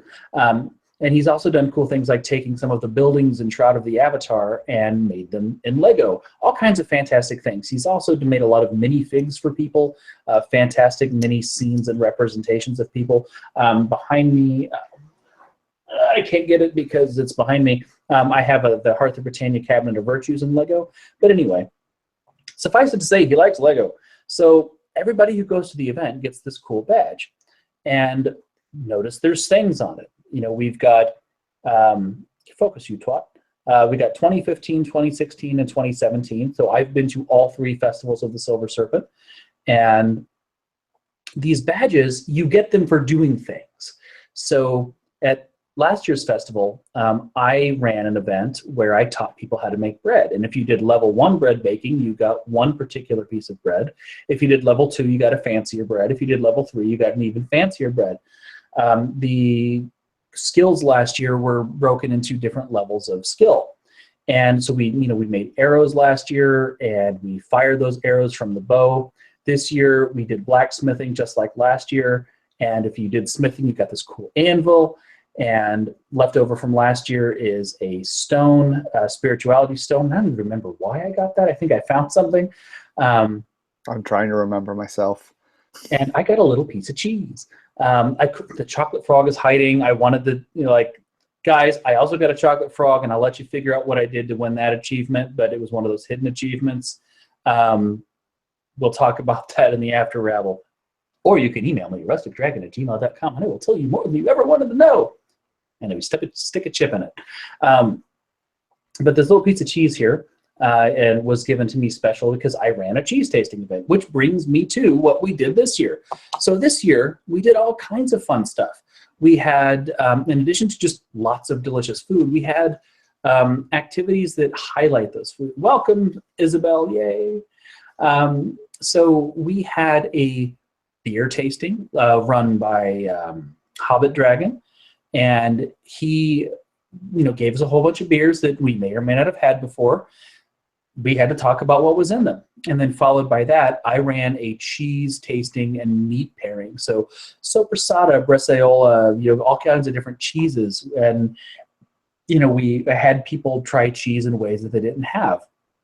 Lori here, and I'll let her talk about it at length when she's ready, she ran, can I show it? A pretty much historically accurate egg tempura painting class where you mixed egg yolk with pigment to make your tempura paint. And of course, because every medieval bestiary and manuscript has cats licking their own assholes in them, we use that as source material. You could choose between a dragon or a cat licking its own ass. Of course, I had to make mine horrifically horrifying with the giant prolapsed cat anus and the dangly balls and the weird, creepy tongue. Not everyone's was as weird as mine was, but this is why I feel home. This is why I have to drive 10 hours to feel at home, because this is who I am. So Lori ran that fantastic event, class, shenanigan. We should call them shenanigans. Festival of the silly shenanigans. And then as many people said multiple times, Unseen Dragon has won the neighbor lottery. He has probably he's got the best neighbor I've ever met. Like next to Wilson and Home Improvement, Colin and Kate are the best neighbors that you could ask for. They let us use their yard. They let us use their fridge. I'm sure if there was a great need, they'd let us use their bathroom, though they would make fun of us for it for a long time. They are absolutely fantastic. Colin happens to be a blacksmith. So we're all, while in between questing, in between painting cat anuses, we are over at Colin's house forging. We are blacksmithing. One of the things that we got to do is we got to make arrowheads. So this started out as just a simple rod of steel, and the first thing that we did is we flattened out the end, and then we curled it so it would fit on the end of an arrow, like so. And then we took the other end, and we would hammer it. We kept putting it in the forge and hammering it and grinding it. And I said I wanted to make kind of a chainmail point. So I wanted to, if I were encountering somebody who was wearing chainmail armor, I could fuck a bitch. And I'm pretty sure, I feel like this was a successful thing. This is sharp as hell.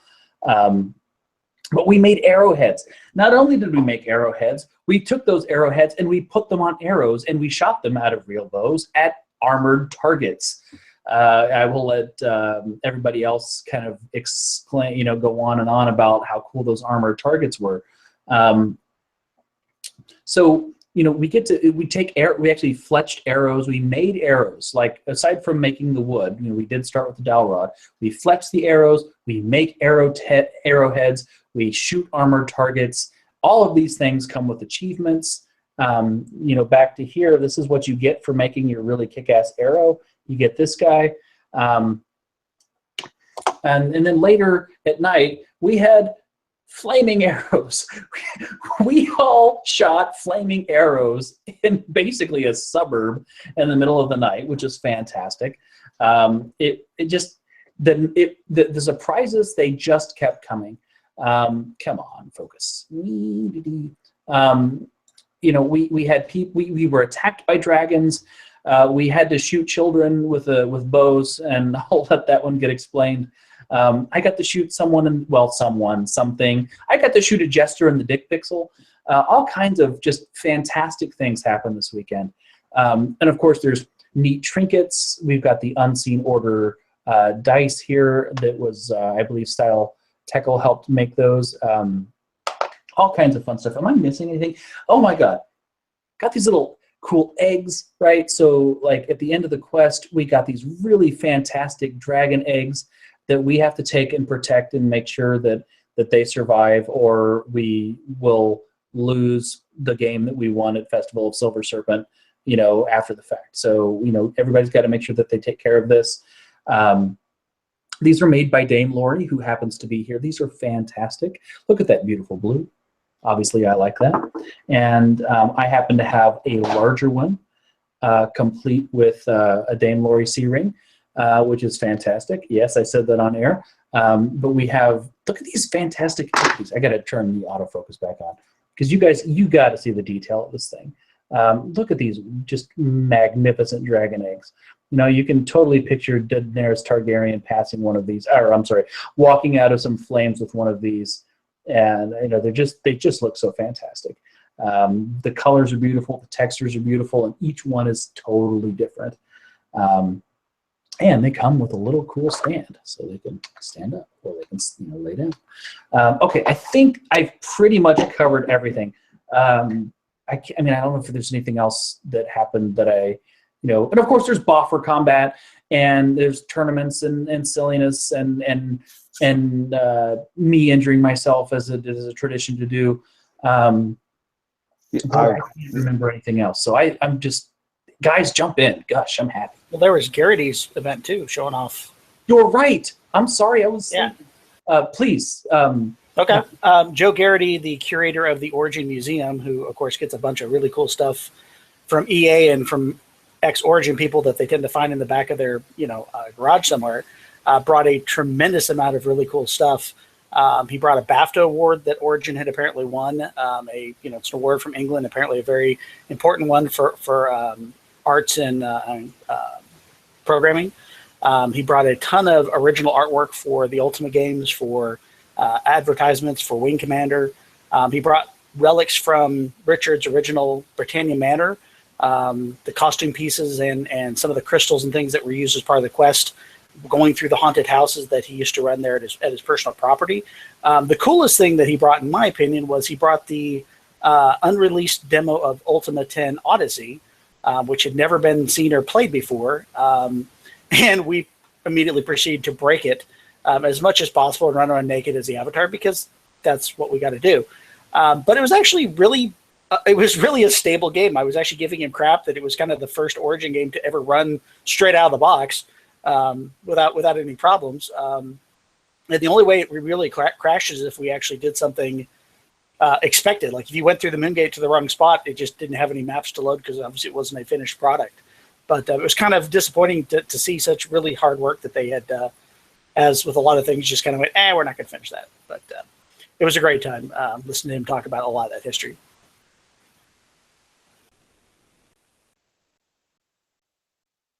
So pardon me, I'm responding to a comment here from William on Facebook. But yeah, so many things going on in the chat here. Things that I forgot to talk about. We got a sneak preview of a brand new game that we all want to throw our money at. I'm so sorry for forgetting Joe Garrity. I slept. I'm sorry. We also had a Skype conversation with Lord British, which is also traditional at Festival of the Silver Serpent. I unfortunately was having a bad reaction to something that I had consumed the night before. A very, very bad reaction. So I missed that, so it wasn't fresh in my mind. This was the first time that I missed saying hello to Lord British at the Festival of the Silver Serpent, so I do apologize. Gosh, what else? Is there anything else that was going on? There's so many things. Yeah, Lori's mentioning the chip dip. But yeah, like Lori, do you want to talk a little bit about since Hobbit's not here to talk about beer, do you want to talk a little bit about the tempura process or the dragon eggs or something? Or Yeah, so we started. I forget how it started. I saw a picture somewhere online of or a website of medieval butt-licking cats. It was just all these old medieval drawings of cats licking their anuses, and I was stoked to Unseen. I'm like, this should be an event at the festival, and it just kind of went from there. And I was like, oh, well, if we're going to be painting medieval illustrations, I have to learn how to paint like they used to paint, which is the egg tempera. Like, well, if I'm going to be teaching people how to do this, I better learn how to do this. So, yeah, so that basically, like you had described, you take an egg, you separate the yolk from the whites, and you got to kind of flop it between your hands. I'm like, this is going to be awesome for a bunch of drunk people around a table to be doing. And then you use the yolk and you put it into pigment, and then you paint your prolapsed cat anus as you saw earlier. Yeah, I meant to give more history and info. Yeah, I meant to give more history and info about it to the group, but then beer happened and it didn't work out that way. But I was so proud of everyone. Everyone was doing such an awesome job, even people who've never painted before. It was so nice to see it, and there was almost 20 people there, I guess, or 15 to 20 people, and it was so much fun. So thank you guys for indulging me in that. I really appreciate it. It was a lot of fun. Well, you give 10,000 monkeys typewriters. I'm sorry, you give 20 avatars paint and tell them to paint cat butts. I mean, you're going to get something great. Yeah, it was, everyone's was so different, and everyone put their own mark on theirs. It was really cool to see how everyone interpreted it differently. For the dragon eggs, Unseen had given me a hint of like where he was going with the story, and he was showing me some different dragon eggs that he was like looking at. I was like, yeah, I might be able to do something like that. I've never done a dragon egg before. I started experimenting with it, and I just kind of came up with this, and it turned out pretty good. It's the big ones are like a hollow paper mache egg that I bought, and then it's covered in polymer clay. So I just textured it and bake it, and then I paint it. And the small ones are pretty similar. It's just a solid wood base instead of the hollow paper mache. So yeah, that was a lot of fun. They're a lot of fun to make. So I was happy to provide those for everyone. These remind me of Easter chocolate eggs. So I'm really resisting the urge to bite it. But I'm so thankful to have these now, because now I can make Magincian pastry. Don't tell what's her butt, the dragon. I forget her name. The dragon who gave us the eggs. Don't tell her I'm going to eat them. But no, that's an Ultimate 6 joke for those of you that don't know. But yeah, check that out, guys. They're so pretty.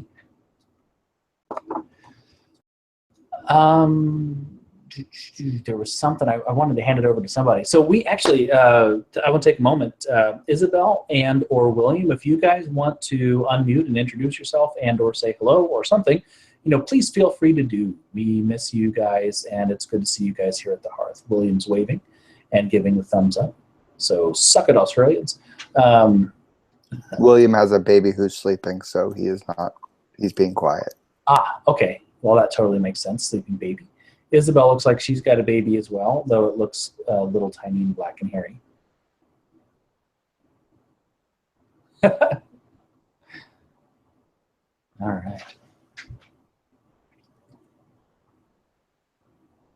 Yeah, that's what's great about this community, is that you don't ever have to say anything. You can just be here and soak up the love.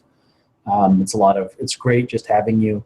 At the Festival of the Silver Serpent, you got guys like me you got absolute every end of the spectrum. You've got people who are perfectly content to just sit in the corner and soak it in, and someone may come sit next to you and quietly talk to you for a while.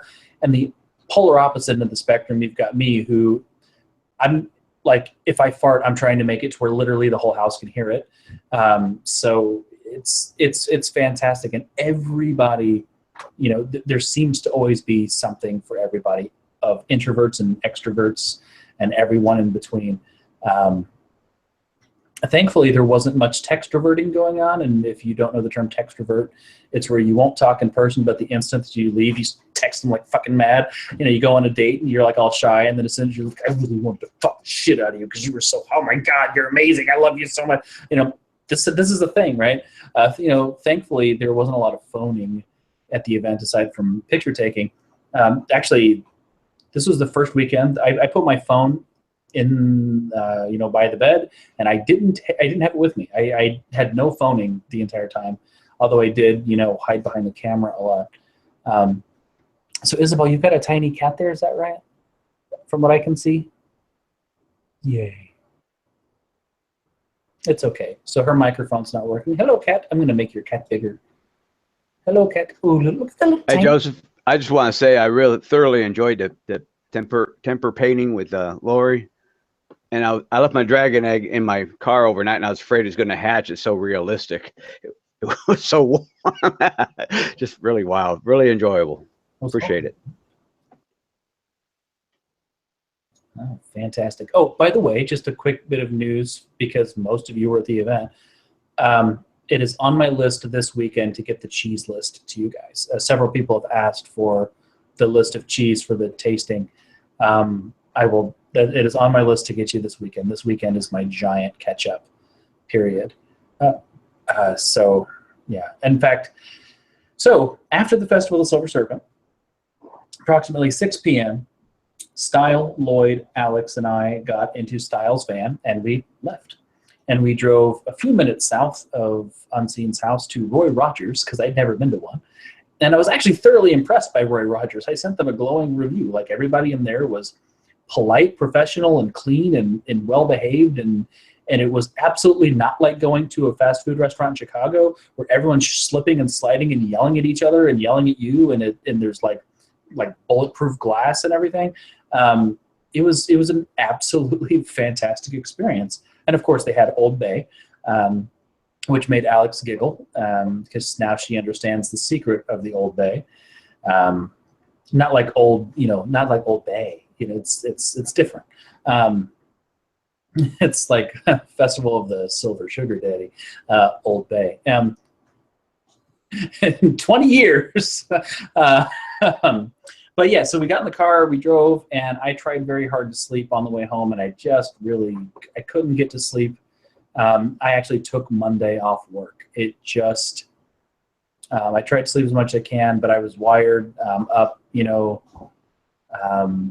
and, you know, I got home, and I just was finally home, and there's no way. I had no energy, and I just, you know, wasn't feeling it. I needed that day to recover, and I'm, you know, thankfully, I have I'm privileged enough that I can do that, which I'm very thankful for. What was I going to say? I don't remember. So Isabel can't talk. That's okay. William can't talk. That's okay.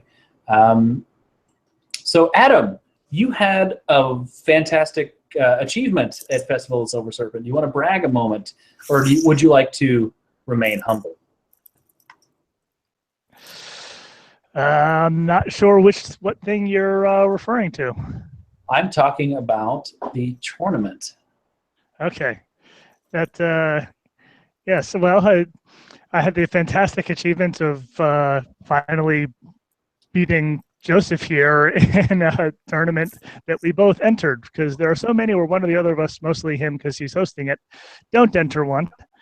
And after a number of very close matches, it finally went the other way. And there were goddamn trumpets playing Ultimate Combat music at us while we fought, and that was just the greatest thing just ever. And the occasional final countdown.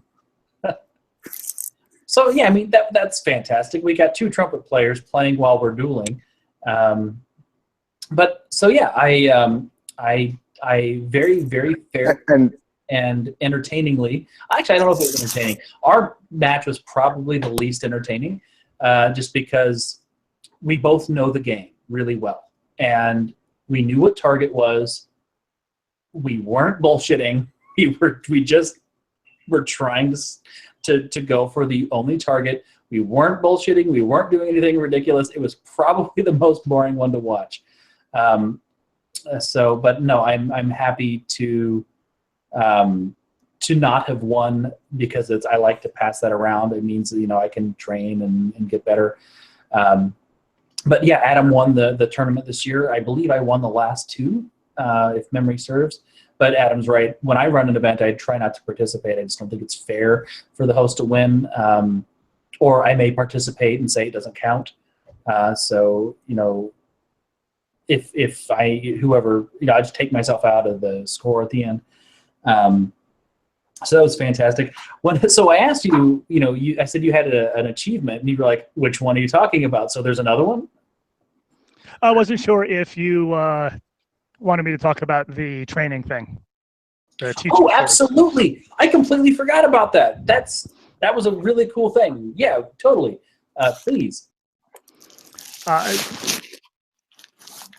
David and I split an hour. Each of us took half an hour to teach people in the respective styles that we have spent some years learning. And the hope was that by doing this, we would confuse people with our contradictory styles and so be able to clean up during the tournament. But as it turned out, we mostly covered complementary stuff. And so all we did was hopefully make people better. Sorry, just really quick, as one of the guys that kind of taught David how to sword fight. I know his style. What's yours? I was taught by someone who was taught by someone, and not any kind of official real class thing, but it's a Hungarian heavy saber is the ancestor of it. I actually have a pretty good idea of what that is. So thanks. Yeah. Nope. No problem. So David had us finding our measure and foot placement and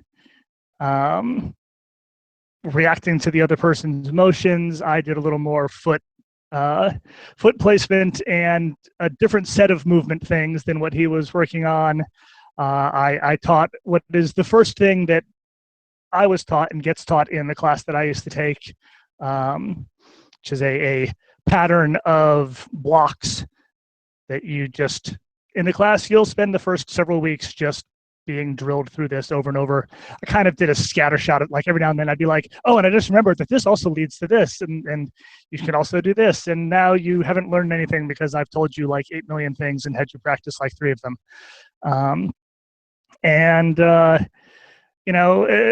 I went in there and I was like, okay, the first rule is this. And I taught people the first rule, which is that if you can, run the fuck away. Any martial art that teaches you anything else as the first rule is fucking with you.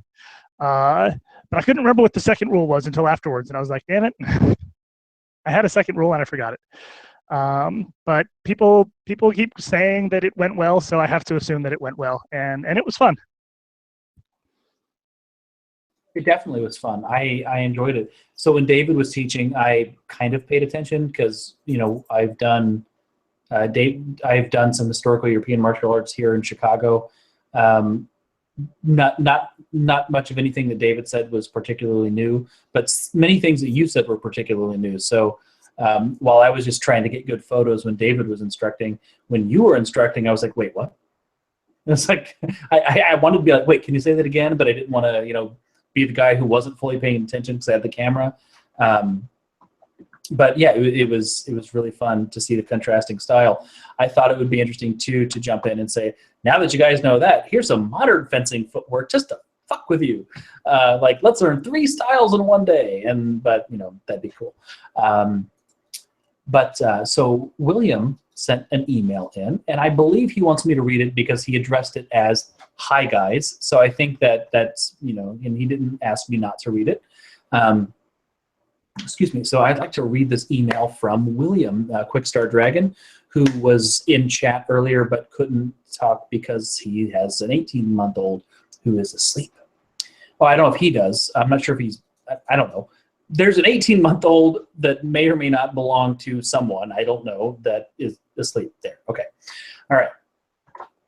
So William says, "Hi guys. Again, can't join physically, but I wanted to add to your remembrances. Having a disability and having an abusive parental relationship, I looked forward to being with you guys so much. It's like my palsy did not matter. And I will say what I said on Facebook when he commented this. You're damn fucking right it didn't matter. He says, you guys made me feel welcome, human. All weekend, I had no pain and I was happy. I was content. I didn't mind making an arse of myself or the incident at the ale house. John, Lori, and Adam knows about that. Thank you guys once again for making me feel awesome. And I had to sleep all day Monday to fight the depression. Sincerely, William. Yeah, you and me both, dude. You and me both. So yeah, thank you for writing that, and I'm happy to read that and be your voice. Which brings us to 9:50. It is time for us to wrap up, but I have a feeling I actually want to bring up about the ale house for a moment, because what is this ale house? This is a group of us went to dinner after the event. Damn, that's my favorite part. You know, me, Lori, William, Adam, Joe Garrity, and Frank Baxley all went. And then, of course, Joseph Drazen caught up with us a little bit later after his wife and everybody came home. It was great. It was a lot of fun. We ate, drank, and we're stupid because, you know, we weren't ready to go. We had a very, very energetic goth Wednesday Addams waitress who was... Did anybody get a picture? I keep hearing... No, because she's a vampire and it wouldn't take, I'm sure. But to be fair, I'm not going to go into it because I certainly don't want to embarrass him. William had a slight issue at the table. You know, the waitress was very kind and very helpful, made sure that he was taken care of. You know, apologized for it. We told him this again, just don't apologize. Like, again, he was with a group of friends, man. I don't care if you fall over drunk off the table, man. We're there for you. It's no big deal. It was such a great night. And, you know, again, we were trying to just trying to ease that to get, well, yeah, exactly. Like Hobbit. It's like, you know, we were trying to ease that togetherness as far out as we could stretch it before we had to inevitably, you know, part ways and go to bed and get ready for trips in the morning. But it was a great deal of fun. And then the joke. So if you read Facebook, there was the comment about the witch's tit. So Joe Garrity, I don't know if it's the silver-haired, you know, fox in him or what, but this waitress was definitely buttering up to Mr. Garrity quite a bit. And at one point kind of leaned over and pressed against him. And his immediate reaction was, oh my God, it was so cold. And it was the proverbial witch's tit at that point. And we were just dying laughing.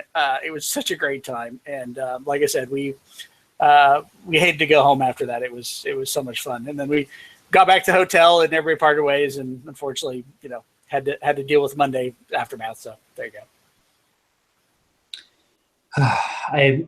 I am sad that I could not have been there. Next time I will do whatever it takes to ensure that I have the ability to stay for the after Rabble. We tipped her very well too, because she was actually a very, very attentive, very great waitress. The running joke was the fact that she, you know, drug us off one by one to feed off our souls to keep the enthusiasm going. But yeah, it was really funny because I guess we were her last table and she was so damn perky. And then the minute we left, we saw her like peeling out of the parking lot, like, God, those people would leave. So it was a great time.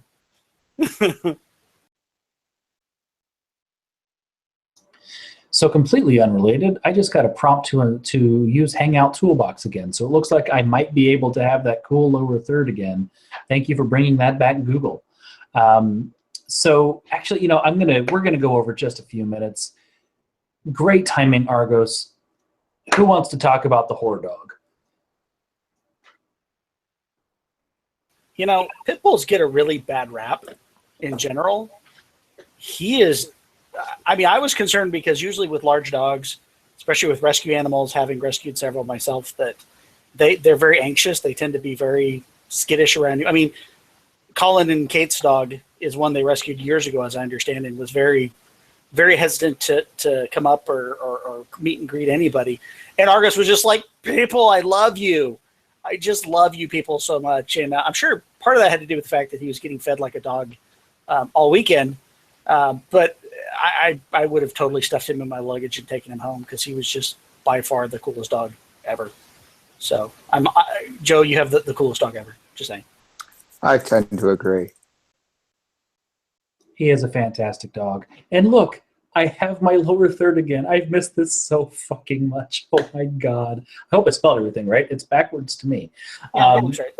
So well, I guess no one else is going to talk about this wonderful dog. This dog is so great. Like he's this slightly, I mean, his hair is ever so slightly longer than most pit bulls that I know. Like he's got like a little bit of like a dash of lab in him or something. But he's the nicest, sweetest dog, just like Wyatt, who's Casey Cupcake's dog in Austin, Texas, who is also a pit bull. If, you know, you hold out food, right? You hold out the most delicious food, and he doesn't go.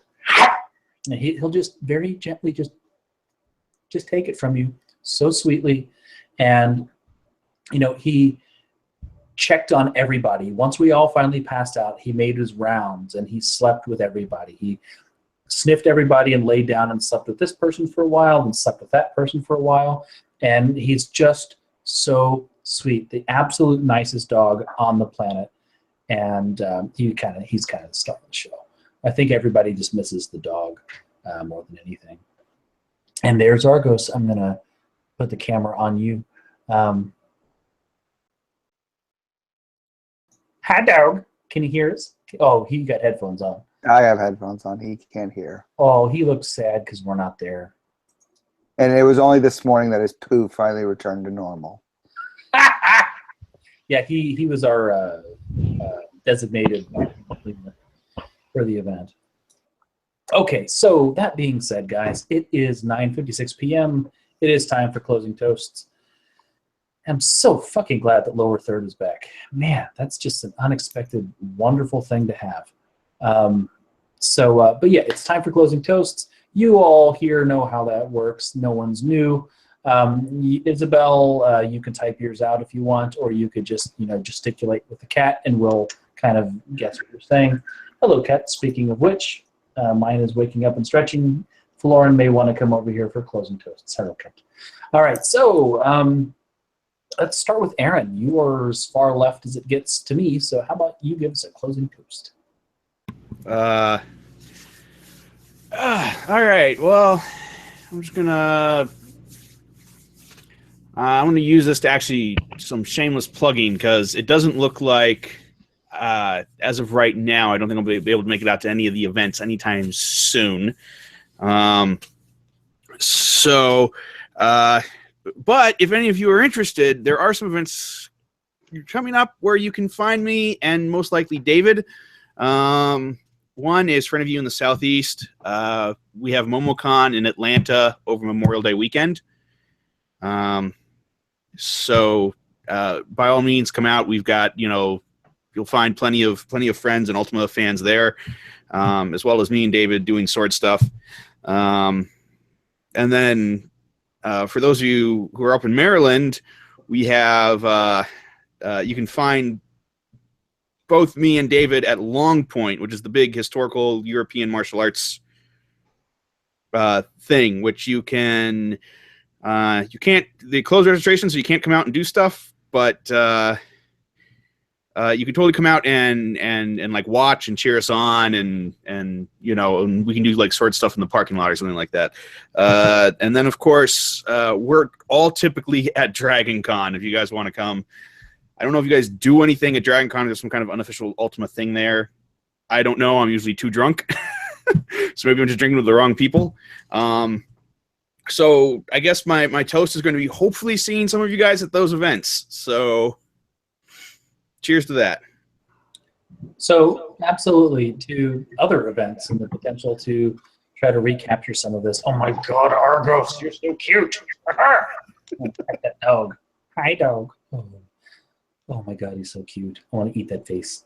Okay. Isabel wrote in a comment. She says, to family, so much love and never enough time together. I will second that. Let's do what we can to change that. Third. I will third that. All right. To the giant bird.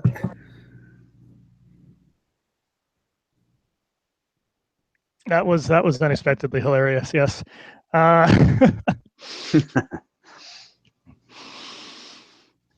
To getting to see each other to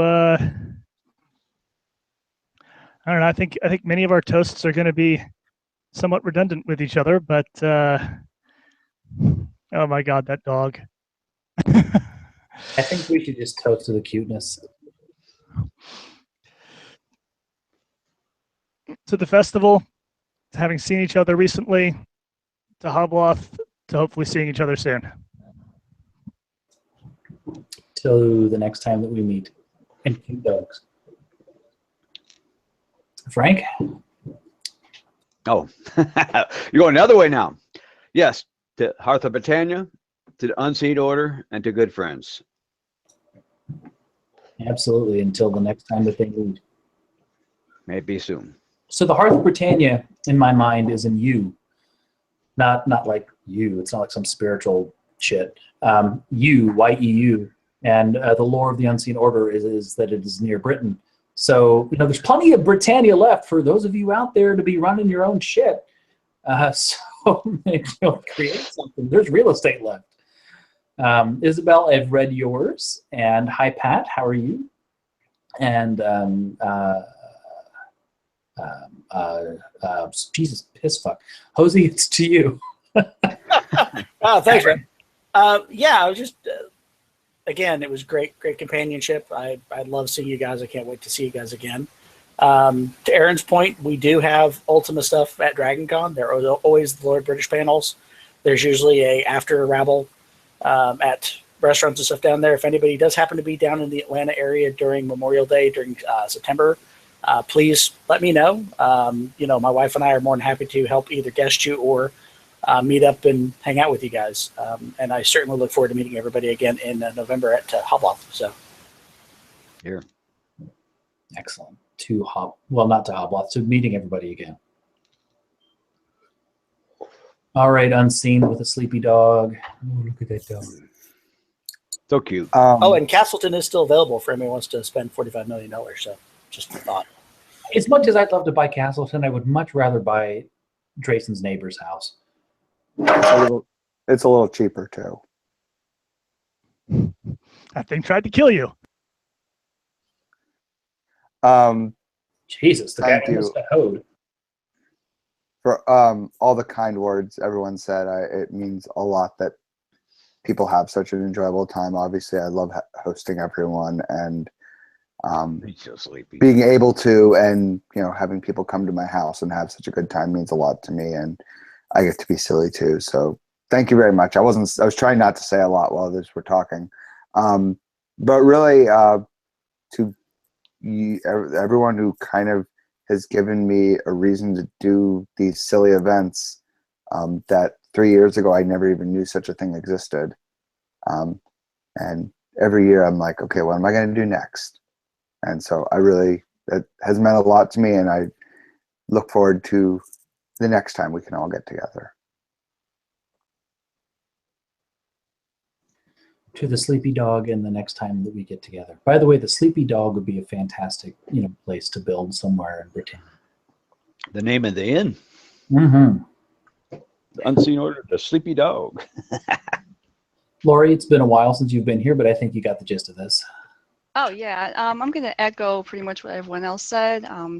Thank you to Unseen, and thank you to everyone, absolutely everyone that's there and takes part in it. And you guys are what makes it home, and I love you all. I hope to see you again soon.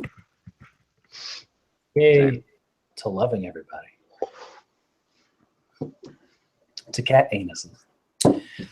All right, and that brings it to me. We mentioned something earlier. We talked about the post-contal depression, the post, whatever you want to call it, right? And I mentioned that this was something wholly different, right? This was a withdrawal of the magical air. As Lori eloquently stated, it was homesickness. And damn it, guys. Trying to have a serious moment. Can't read that chat. But even when I ran my events, and for all intents and purposes, Hobloth 3 was probably the single biggest thing I've ever done in my life in terms of organizing and all that shit. But when it was over, I went,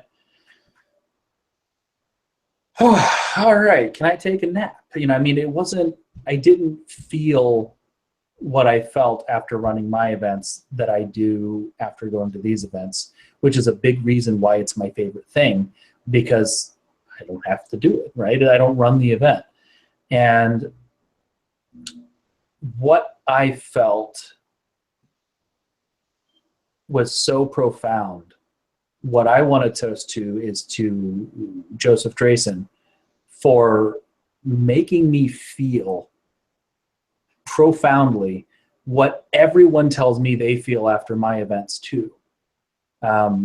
Because I now understand why there has to be a next event. You know, I feel this, in addition to, I think it'd be cool, in addition to, I want to do this, in addition to, I wonder if this would work. I now feel this profound sense of, and in no ways negative, a profound sense of obligation to ensure that that moon gate rises and people go through it again, so they can feel what I felt, even if I can't quite feel it as strongly when I run my events. But this is absolutely to Unseen for running the fantastic event that I was blown away that was better than last year's, to letting me come home. So I want to toast to Unseen Dragon and to getting to go home for a weekend. Unseen. All right, and with that, this has been another Hearth of Britannia Dragonsmeet. I am Rustic Dragon. We have a bunch of fantastic people here in the chat with us. If you are watching this after the fact and you want to comment on Honor or the Festival of the Silver Serpent or that cute dog, rusticdragon@gmail.com. Send me an email. I will read what you say on air. Check hearthofbritannia.com for updates. You know, come to Hobloth. If you want to capture some of this magic, come to Hobloth, and hopefully you can feel a fraction of what I felt this weekend at the Festival of the Silver Serpent. That is my goal for the event. Back Hearth of Britannia on Patreon, and you can do things like vote on cloth map choices and things that are going to happen at the event. It's only $1 a month to vote. And I think that's everything that I got to say.